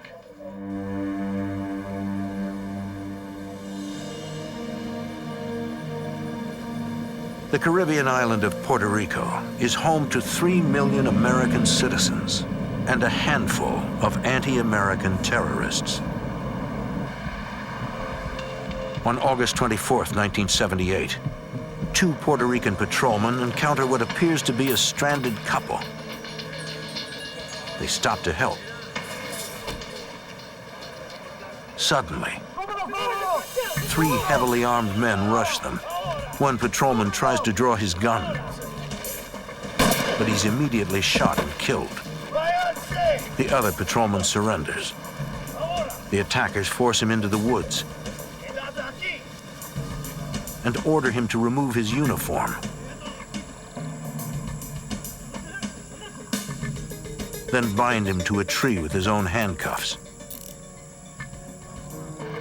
Back at the road, the couple attempts to disguise the patrol car so they can drive it to a hiding place. But before they can finish, headlights approach. The man holds up the dead officer's badge. He tells the men in the car to move along, it's a police matter. But the men in the car identify themselves as undercover cops and offer to help. The man urges them to leave. Instead, they grow suspicious.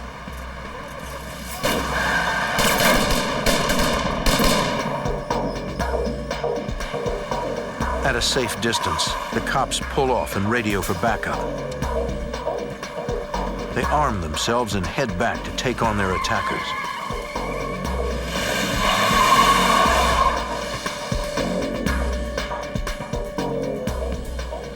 But when the cops arrive, they see no one.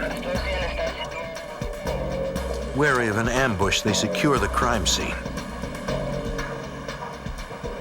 After searching the area, they rescue the handcuffed patrolman and find his partner's body.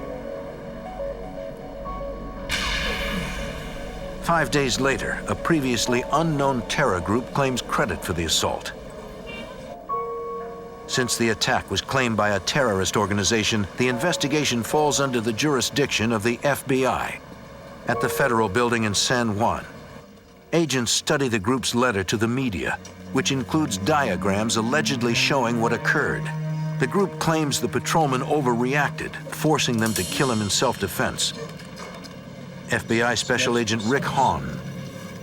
We thought it was very odd that they claimed credit for this incident, particularly since a police officer was killed. But the communique was detailed and in fact included a graphic drawing of the events as they claimed that they had occurred. And I think that they felt like they had to justify the fact that the officer had been killed.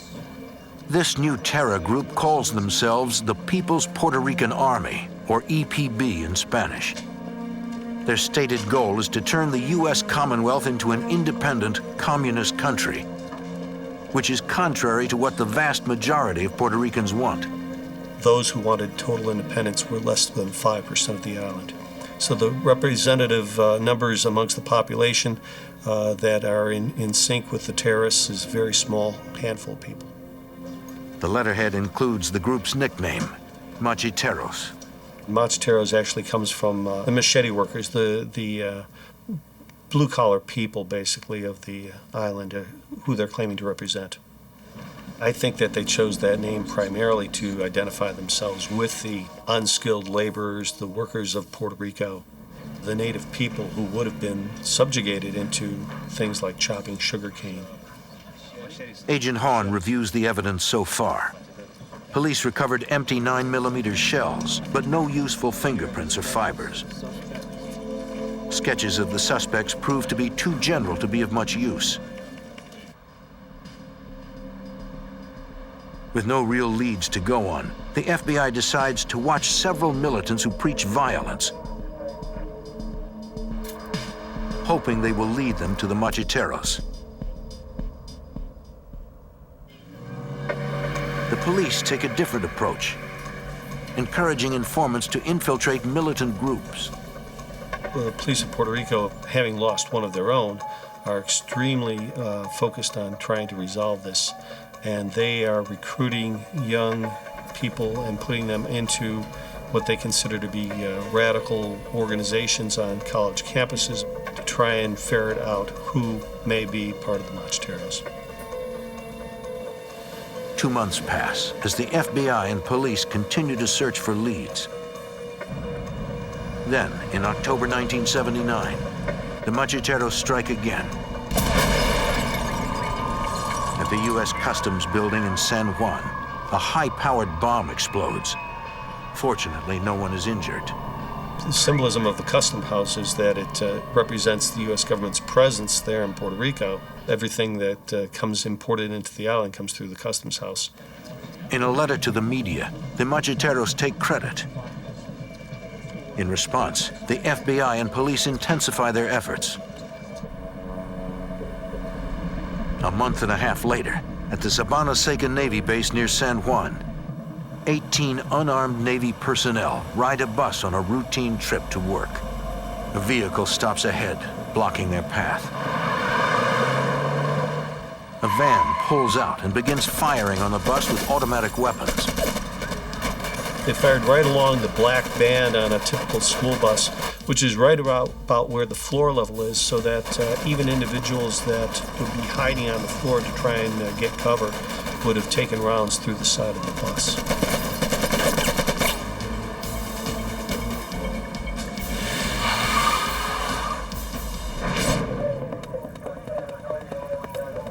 The attack kills 2 people and wounds 9. Agent Hahn coordinates the investigation. This attack was so audacious and so brutal that it clearly upped the ante in terms of what the terrorists were willing to do to the government personnel on the island. This was the first out-and-out planned homicide, and that's clearly what this was. So it clearly upped the ante. Agents collect shell casings. They run the VIN number on the abandoned vehicle and find that it was stolen months earlier.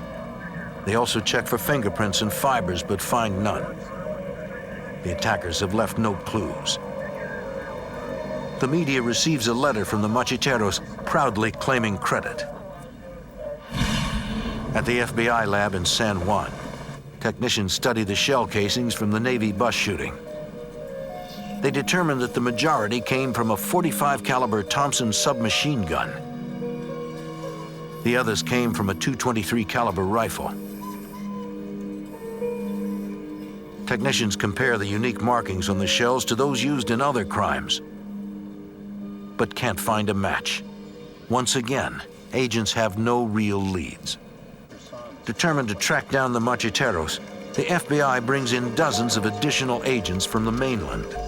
The additional manpower makes it possible to put intense surveillance on militants believed to be linked to the Macheteros. It's only by watching them, watching their activities, and determining exactly what they're up to on a daily basis that we're going to be able to ferret out who's really a terrorist and who's somebody that's just talking. While the FBI tries to find the Macheteros have already begun targeting the FBI.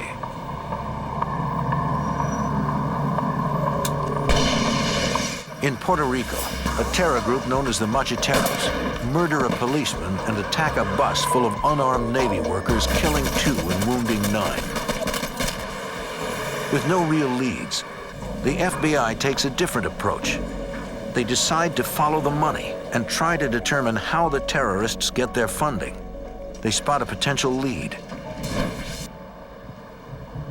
A recent wave of armored car robberies. The highly organized robbers carry high-powered weapons, grab the money, and flee. The robbers leave behind no evidence. FBI Special Agent Fernando Candelario. Abandoned vehicles that were recovered, we would trace to a name which turned out to be a fictitious name, and then it just got to a dead end. Agents suspect that the Macheteros committed the robberies, but the crimes themselves provide no new leads. A month later, the Macheteros send a letter to the media claiming credit for a single $300,000 heist, though the FBI suspects they have committed many more. Through informants, the FBI begins hearing rumors that the Macheteros are led by a major Puerto Rican terrorist, Filiberto Ojeda. During the 1960s, Ojeda trained in Cuba as a communist agent. He returned to Puerto Rico and was arrested in 1970 for bombing tourist hotels, but he jumped bail and went into hiding. The FBI has been looking for him for the past 10 years. FBI Special Agent Rick Hahn. He was the sort of individual who we thought was very capable of putting together an organization like the Macheteros. If Ojeda leads the Macheteros, it helps explain their deadly discipline. The FBI increases its surveillance of militants suspected of having contact with Ojeda. 8 months later, while en route to a surveillance assignment, Agent Candelario hears on the radio that jet fighters have exploded at the Puerto Rican Air National Guard base. He heads straight for the base and is shocked by what he sees. It looked like a war zone. Some of the agents that were Vietnam veterans were telling me how this reminded them of a combat zone. The explosions destroyed 9 fighter jets and disabled 2 more. The damage is estimated at $45 million. Miraculously, no one was injured in the attack. Agents search the airbase for evidence. They find a machete painted with the letters EPB, an abbreviation of the formal name of the Macheteros. Agents believe the group left it behind as a calling card to taunt the FBI. Investigators determined that pipe bombs were placed in the jet's air intakes, exhaust pipes, and landing gear. They study pieces of the bombs but gain no new leads. We interviewed every member of the Air National Guard to determine if this was an inside job. But the investigators conclude that no one from the base was aiding the Macheteros. For agents, it is another dead end. For many, many years, we've just collected a lot of evidence on the Macheteros, but we could not penetrate that organization. Days later, sailors from the USS Pensacola take in the tourist attractions of San Juan, just as they're about to cross a bridge.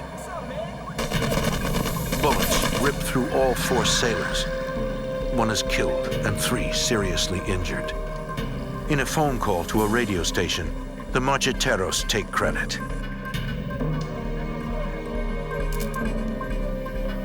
When I arrived to the scene, the young soldier or sailor was still laying there.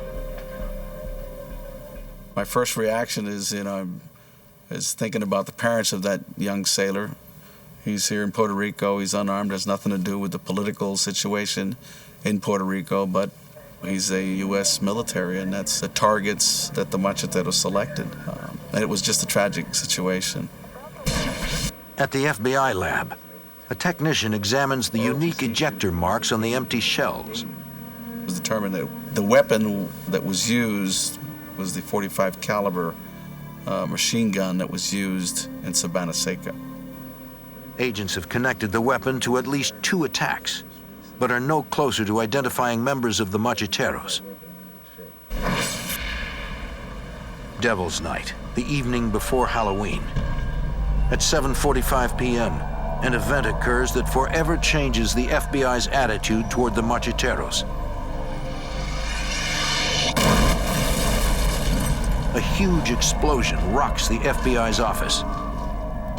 FBI Special Agent Jose Rodriguez. The explosion was so loud that they suspected that it was a bomb inside the building. Because I was a bomb technician, I was one of the first people called. Surveying the scene, Agent Rodriguez notices that the window glass has been blown in, not out. That means that the explosion must have happened outside. He searches near the building for evidence. I started looking around, and I was able to find the rocket motor cover with the fins intact in the back parking lot. He recognizes the object as part of an American law rocket, short for light anti-tank weapon.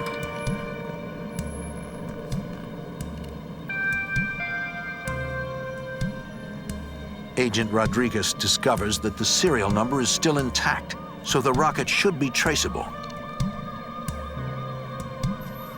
A law rocket has a range of only 350 meters, so it must have been fired nearby. Agents interview everyone in the surrounding area and locate one woman who says she saw the attackers. This lady said that this guy came into her yard. She came out the door. He told her to get back inside. He puts the law rocket on his shoulder and fires the law rocket at the building. The witness says the man fled in an SUV, which was followed by a car. She describes both vehicles, and agents begin searching the surrounding neighborhoods. The FBI quickly finds the two suspect vehicles nearby. People that lived in the neighborhood told us that they had seen people come dump the vehicle. One of them, the person had actually gotten out of the vehicle and wiped the door, like he was trying to remove evidence of fingerprints from the door of the vehicle, which made it a very highly suspect vehicle. Anybody else? FBI Special Agent Marlene Hunter. Think of anything else? We started interviewing the people to get descriptions of the individuals that left the vehicle and just ensure that the vehicle was preserved until the agents could start processing it for evidence. While interviewing witnesses, agents learn from the media that the macheteros have claimed responsibility. We took it extremely personal because it was the first time that the macheteros had attacked the FBI specifically, and we wanted to solve that case. We wanted to charge the macheteros. To do that, agents must find a way to penetrate their secretive world. The Puerto Rican terrorist organization known as the Macheteros has brought their fight to the FBI's doorstep with a rocket attack on their office in San Juan. Now agents work around the clock to follow up leads. The FBI asks the U.S. Army to run a trace on the rocket serial number, according to FBI Special Agent Jose Rodriguez. In other words, where did it come from? How did the macheteros get an American-made law rocket? The military did an outstanding job in tracing it. However, it was told to us that they suspected that some of that lot of law rockets had been left in Vietnam once the Americans had pulled out. And in tracing that, also we found that a ship had carried a large load of American-made weapons from North Vietnam to Cuba at one time. And we suspected that possibly that rocket had have gone to Cuba, and then the macheteros had obtained it from there. In the FBI garage, agents processed the two vehicles believed used in the rocket attack. The vehicle identification and license plate numbers lead nowhere, and there are no obvious fingerprints. Agents look for evidence lost in crevices or fingerprints left while doing repairs. FBI Special Agent Fernando Candelario. We decided that we're going to do this, and we're going to make sure that we get any piece of evidence that we can off that vehicle. Under a door paneling, agents find a single fingerprint. It's clear. Yeah. Just a good one. FBI Special Agent Marlene Hunter. The fact that you were able to lift a print off of a getaway vehicle was very exciting. It was a great break. The FBI matches the fingerprint to known radical Abelino Gonzalez. The fingerprint alone isn't enough to convict him. The FBI considers watching him, but fears it will be a waste of manpower since they suspect he will remain low-key in the wake of the attack. So you have to have a team of approximately 6 people, at least, in 6 different cars to be effective, and it eats up your resources. So one of the particular investigative techniques that was being discussed a lot was wiretap, electronic surveillance.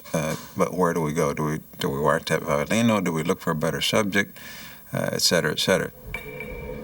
In the garage, agents begin taking apart the SUV, which they believe was used to transport the anti-tank rocket.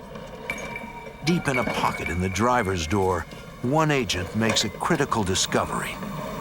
Because it is so humid in Puerto Rico, if you leave paper documents, they'll become sticky and they stick to everything. In this final pocket, we found the corner of a traffic citation. The torn bit of traffic ticket includes the entire ticket ID number. That was a very nice stroke of luck that the portion with the number on it was preserved. At Puerto Rico's Department of Motor Vehicles, Agent Candelario tracks down the number. He discovers that the original ticket was issued to Pedro Ramirez Cesar Almodovar for an expired inspection sticker.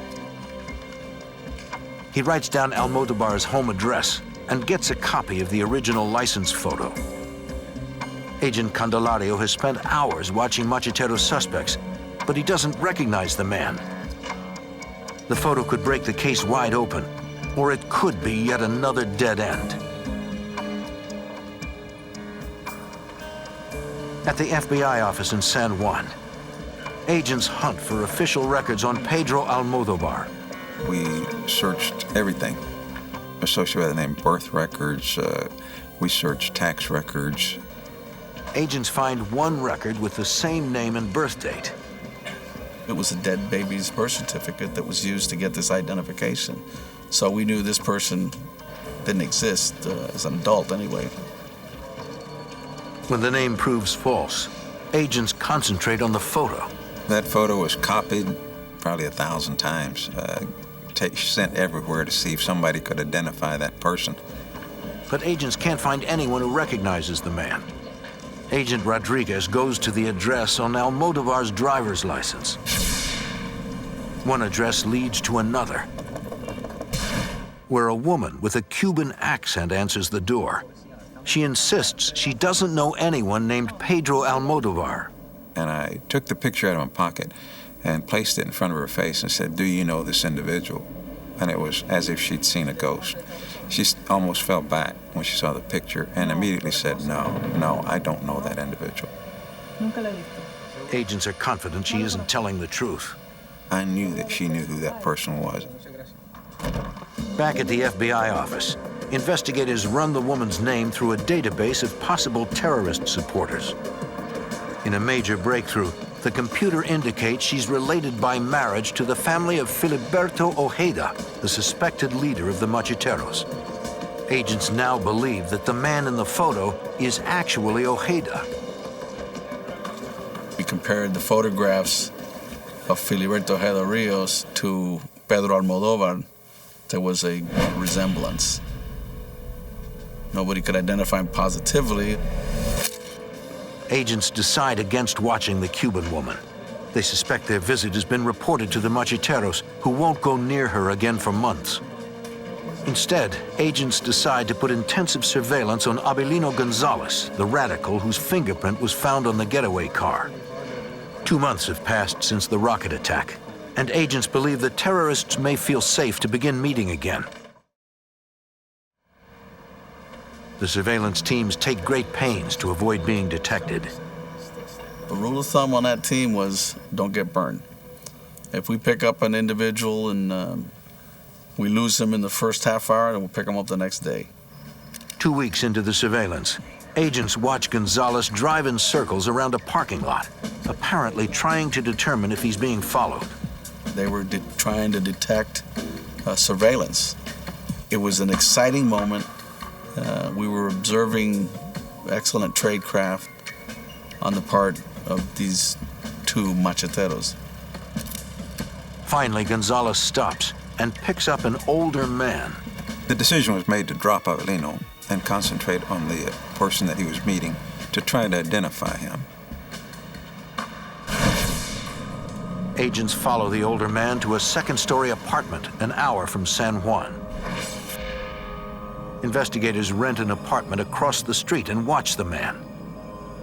They check the name on his apartment and car registration, but find out that it's false.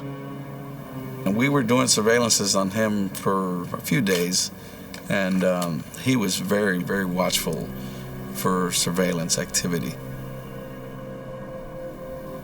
He would use different public phones, and he would use different one every time he'd make a call, even in the same evening. To identify the man, agents come up with a creative plan to obtain his fingerprints. The next time, the older man makes a phone call and leaves. An FBI agent moves in and cuts off the handset.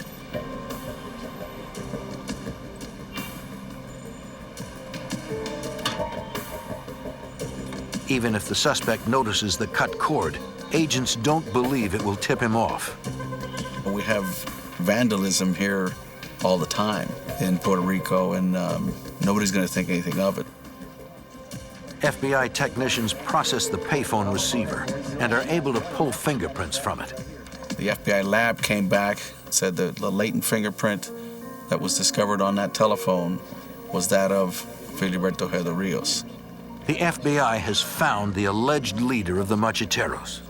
It was like Christmas come early. I mean, we had confirmed everything that we suspected, and that's when the case was designated a major case of the FBI. Agents could arrest Ojeda on an old warrant for jumping bail. Instead, they decide to continue watching him to try to identify other members of the Macheteros. The FBI wants to take down the entire group and bring peace to this troubled island. A Puerto Rican terror group known as the Macheteros wages an unpopular war for independence, attacking local police, the American military, and the FBI. Although they claim to be freeing the country from American oppression, less than 5% of the island's population supports their cause. After months of intense surveillance of suspected members of the Macheteros, agents have identified the leader of the organization, Filiberto Ojeda, who has been a fugitive for more than a decade. The FBI continues their efforts to identify more members of the group to bring them all to justice. A month after identifying the terror leader, the FBI gets an unexpected break. At an office building in San Juan, police respond to a burglary. An entire floor of the building had been broken into. In one of the offices, authorities found some suspicious documents that appeared to belong to a terrorist group. They called the FBI. FBI agents searched through the office's filing cabinets.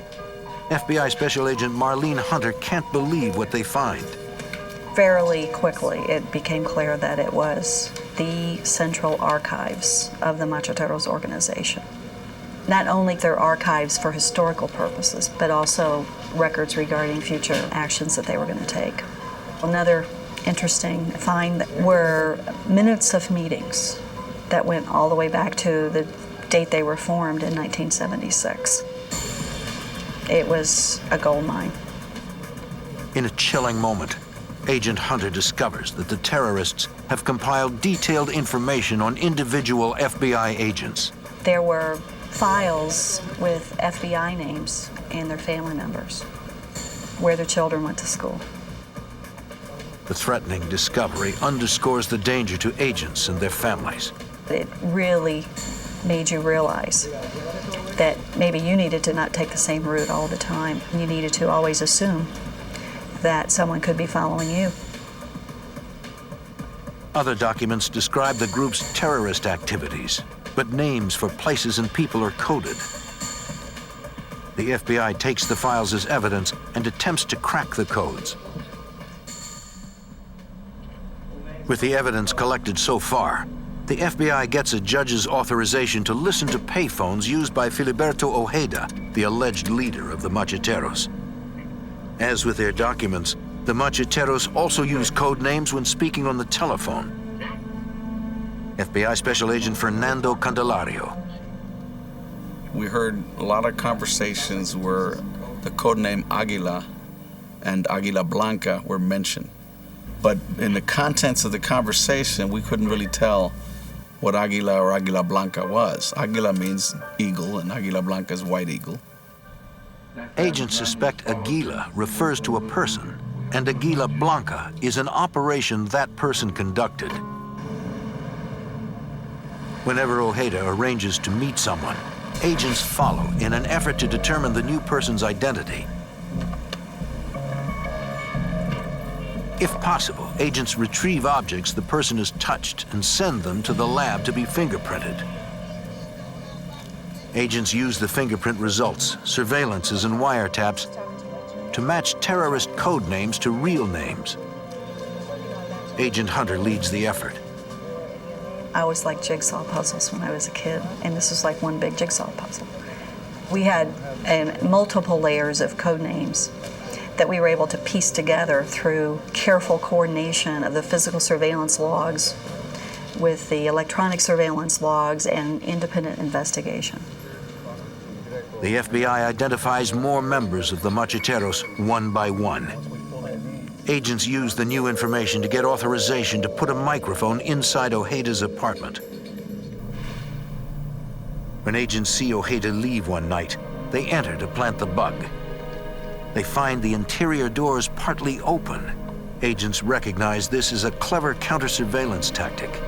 Their MO to protect themselves was to leave interior doors open at a certain gap, and they would measure it. And in case that door was moved by an agent inserting a microphone in that residence, they would know somebody had been in here.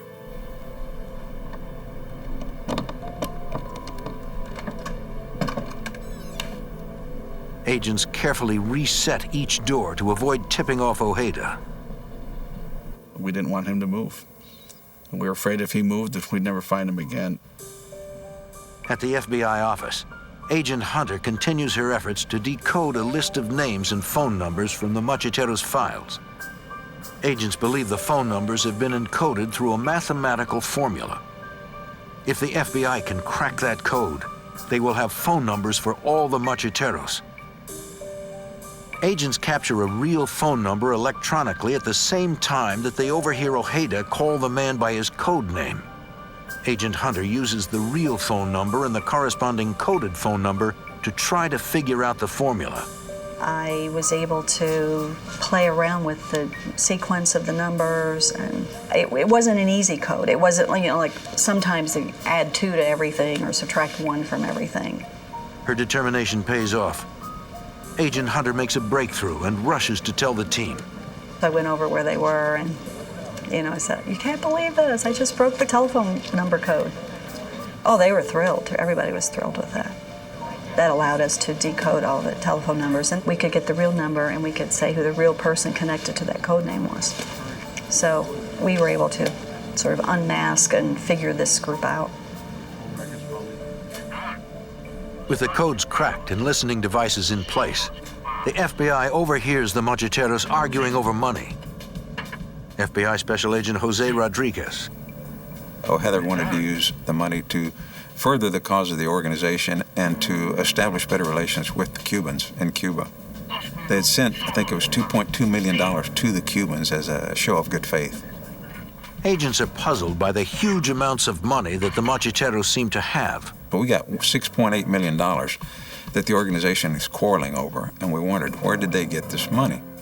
Agents totaled the losses of all the recent bank robberies and armored car heists in Puerto Rico, but they don't come close to $6.8 million. Agents send an urgent bulletin to all FBI offices asking if anyone has any unsolved multi-million-dollar robberies. An answer comes from Hartford, Connecticut. A year earlier, at an armored car depot, a guard gave co-workers a knockout drug and stole $7.2 million. Agents in San Juan note that the guard in the so-called Big Sleep heist is Puerto Rican. They suspect that the Machetero operation, codenamed Aguila Blanca, is really the Big Sleep heist. We decided to pull more tapes, previously transcribed conversations where Aguila and Aguila Blanca were mentioned, and now with the context in mind that this could be the armored car robbery, it started to make sense. The Macheteros had committed this robbery. They hadn't claimed responsibility for it yet, though. It no longer was just an investigation of the law rocket attack on our building. It was a group that had gone to the United States to steal $7 million, which at the time was the second largest robbery in U.S. history. Prosecutors advised the FBI that they would prefer to try the Macheteros in Connecticut for the Big Sleep heist. They worried that a murder trial in Puerto Rico would fail because jurors would be too frightened. It was going to be difficult to get a jury that would be willing to convict, assuming the evidence was right, a member of the Macheteros. The Macheteros, you mentioned that name in Puerto Rico, and it instilled fear. The FBI decides to continue its surveillance until it gets enough evidence to convict the Macheteros of the Big Sleep heist. But before the FBI gets the additional evidence it needs, Ojeda suddenly disappears. Agents fear that Ojeda has somehow caught on to their surveillance. They will have to get their additional evidence elsewhere. The FBI decides to focus on another target, Ojeda's right-hand man, Juan Segarra. Juan Segarra Palmieri was a very active member of the organization, what I would call a shaker and a mover. He was the one that made things happen. He was the brains of the organization. The FBI has a microphone inside Segarra's house, but it has gone dead. Agents watch Segarra and his family drive away and move in to repair the bug, leaving the front door unlocked. The agents fix the broken microphone and prepare to leave. Suddenly, Agent Candelario gets an urgent message. When I am wearing an earpiece with a radio unit and I hear the green station wagon is coming up to the residence, this is the aircraft is calling this out. An FBI plane has spotted the vehicle of a known member of the Macheteros. He pulls up to the house and notices the unlocked door. When we heard he was in front of the door coming in, we went to the bedrooms. Myself and another agent went into the closet. The closets had no doors. The agents know that the Macheteros are almost always armed. They hear footsteps coming closer. If the terrorist comes into the bedroom, the confrontation could turn deadly. Agents repair a hidden microphone in the home of a suspected member of the Macheteros, Juan Segarra. But just as they finish, a terrorist enters. FBI Special Agent Fernando Candelario and another agent hide in a closet, guns ready. It's obviously a member of the Macheteros, a dangerous terrorist organization coming into this safe house to protect it. We don't know if he's going to come around that corner with a weapon. I'm not going to tell you that we weren't scared. We could hear him speak. He would say, "Aquí no hay nadie. Is there anybody here?" We didn't answer. And he'd go to the other door. "Aquí no hay nadie." The terrorist begins to enter the bedroom. We have no closet doors. We're in an open space. All this guy had to do was walk in and look to his left, and he would have seen us. And we don't know what would have occurred at that point. Had he assaulted us, then there's only one way to go there. We would have shot him. But then he leaves. While the terrorist is in front of the house, the agents escape out the back. Later, agents listen worriedly as the visitor tells Juan Segarra what happened.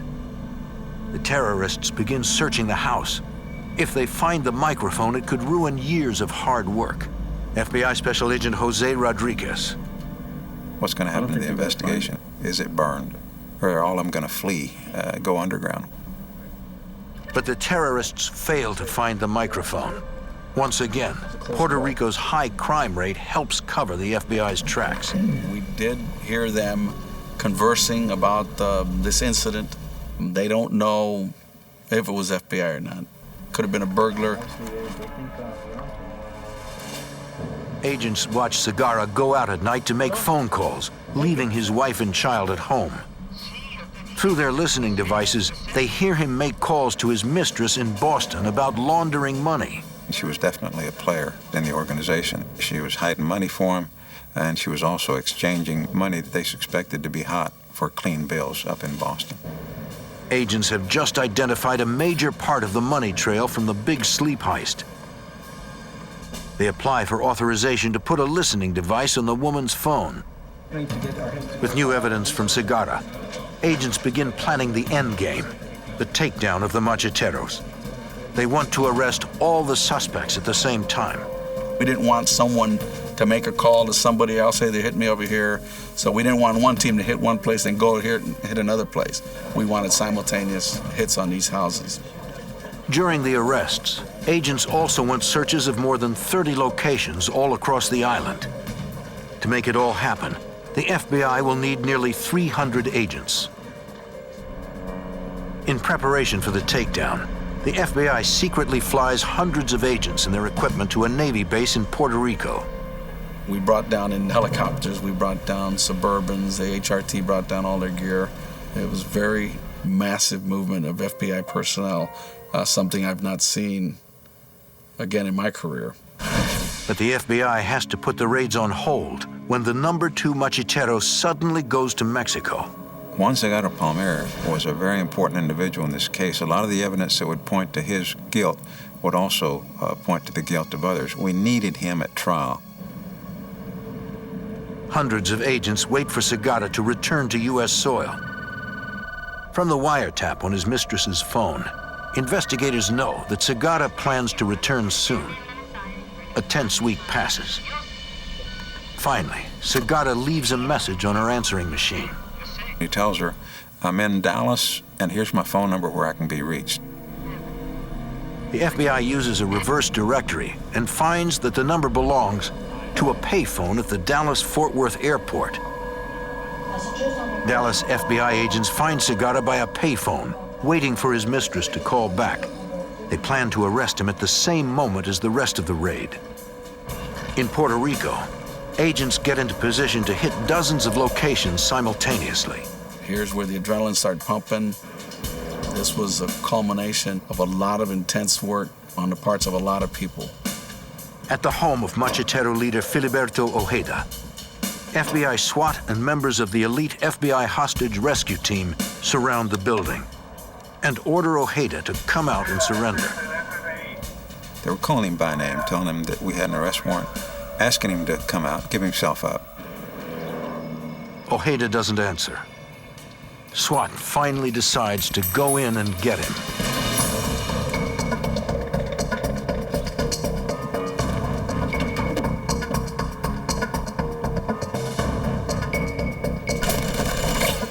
A burst of automatic fire came down the stairwell. One of those rounds ricocheted off the wall and struck the team leader in the eye. Agents pull the injured man to safety and call for a medevac helicopter. They know that soon they'll have to go back inside to confront a terrorist who won't go down without a fight and won't hesitate to kill. The FBI attempts to arrest the leader of a deadly terrorist group. But he opens fire, hitting an HRT member in the eye. After evacuating the wounded man, FBI agents continue to urge the terrorist leader to surrender. FBI Special Agent Jose Rodriguez. Finally, he started coming down the stairs. When he did, he had a Uzi slung over his right shoulder, and his left hand could not be seen. He had his left hand down to the side of his pants. Terrorist leader Filiberto Ojeda continues slowly down the stairs. As he got down to the base of the stairs, he raised his left hand, and the HRT member saw that he had a semi-automatic handgun. The HRT member yelled for him to drop it. When he didn't, the HRT member had fired 2 times, and he saw Ojeda buckle, and he thought that he had struck Ojeda in the chest. The shot actually hit Ojeda's handgun. Although unhurt, he gives up.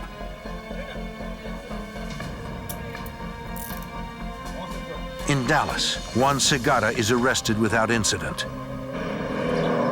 FBI Special Agent Fernando Candelario escorts Ojeda to jail. I told him I'm a Puerto Rican and I have as much right to live here as you do. And he told me, yes, but you're the enemy. If I have to kill you, I will. Over the next 3 years, Ojeda's attorneys do everything possible to postpone his trial. The case was delayed and delayed and delayed, primarily by the defense, because they filed motion after motion after motion. Ojeda Rios was in jail for a total of 36 months, primarily based upon defense motions. After all the legal wrangling, his attorneys now claim he must be released on bond because his right to a speedy trial has been violated. The claim goes all the way to the U.S. Supreme Court. The Supreme Court rules that Ojeda must be released to await trial. Over the FBI's protests, Ojeda goes free, wearing an electronic monitoring bracelet. We knew that wasn't going to hold him. Of course, he wasn't in our custody at that point. He's the responsibility of the pretrial services.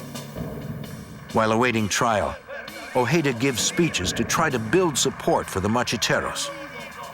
Now he can brag about the macheteros. Now he's no longer covert, he's overt.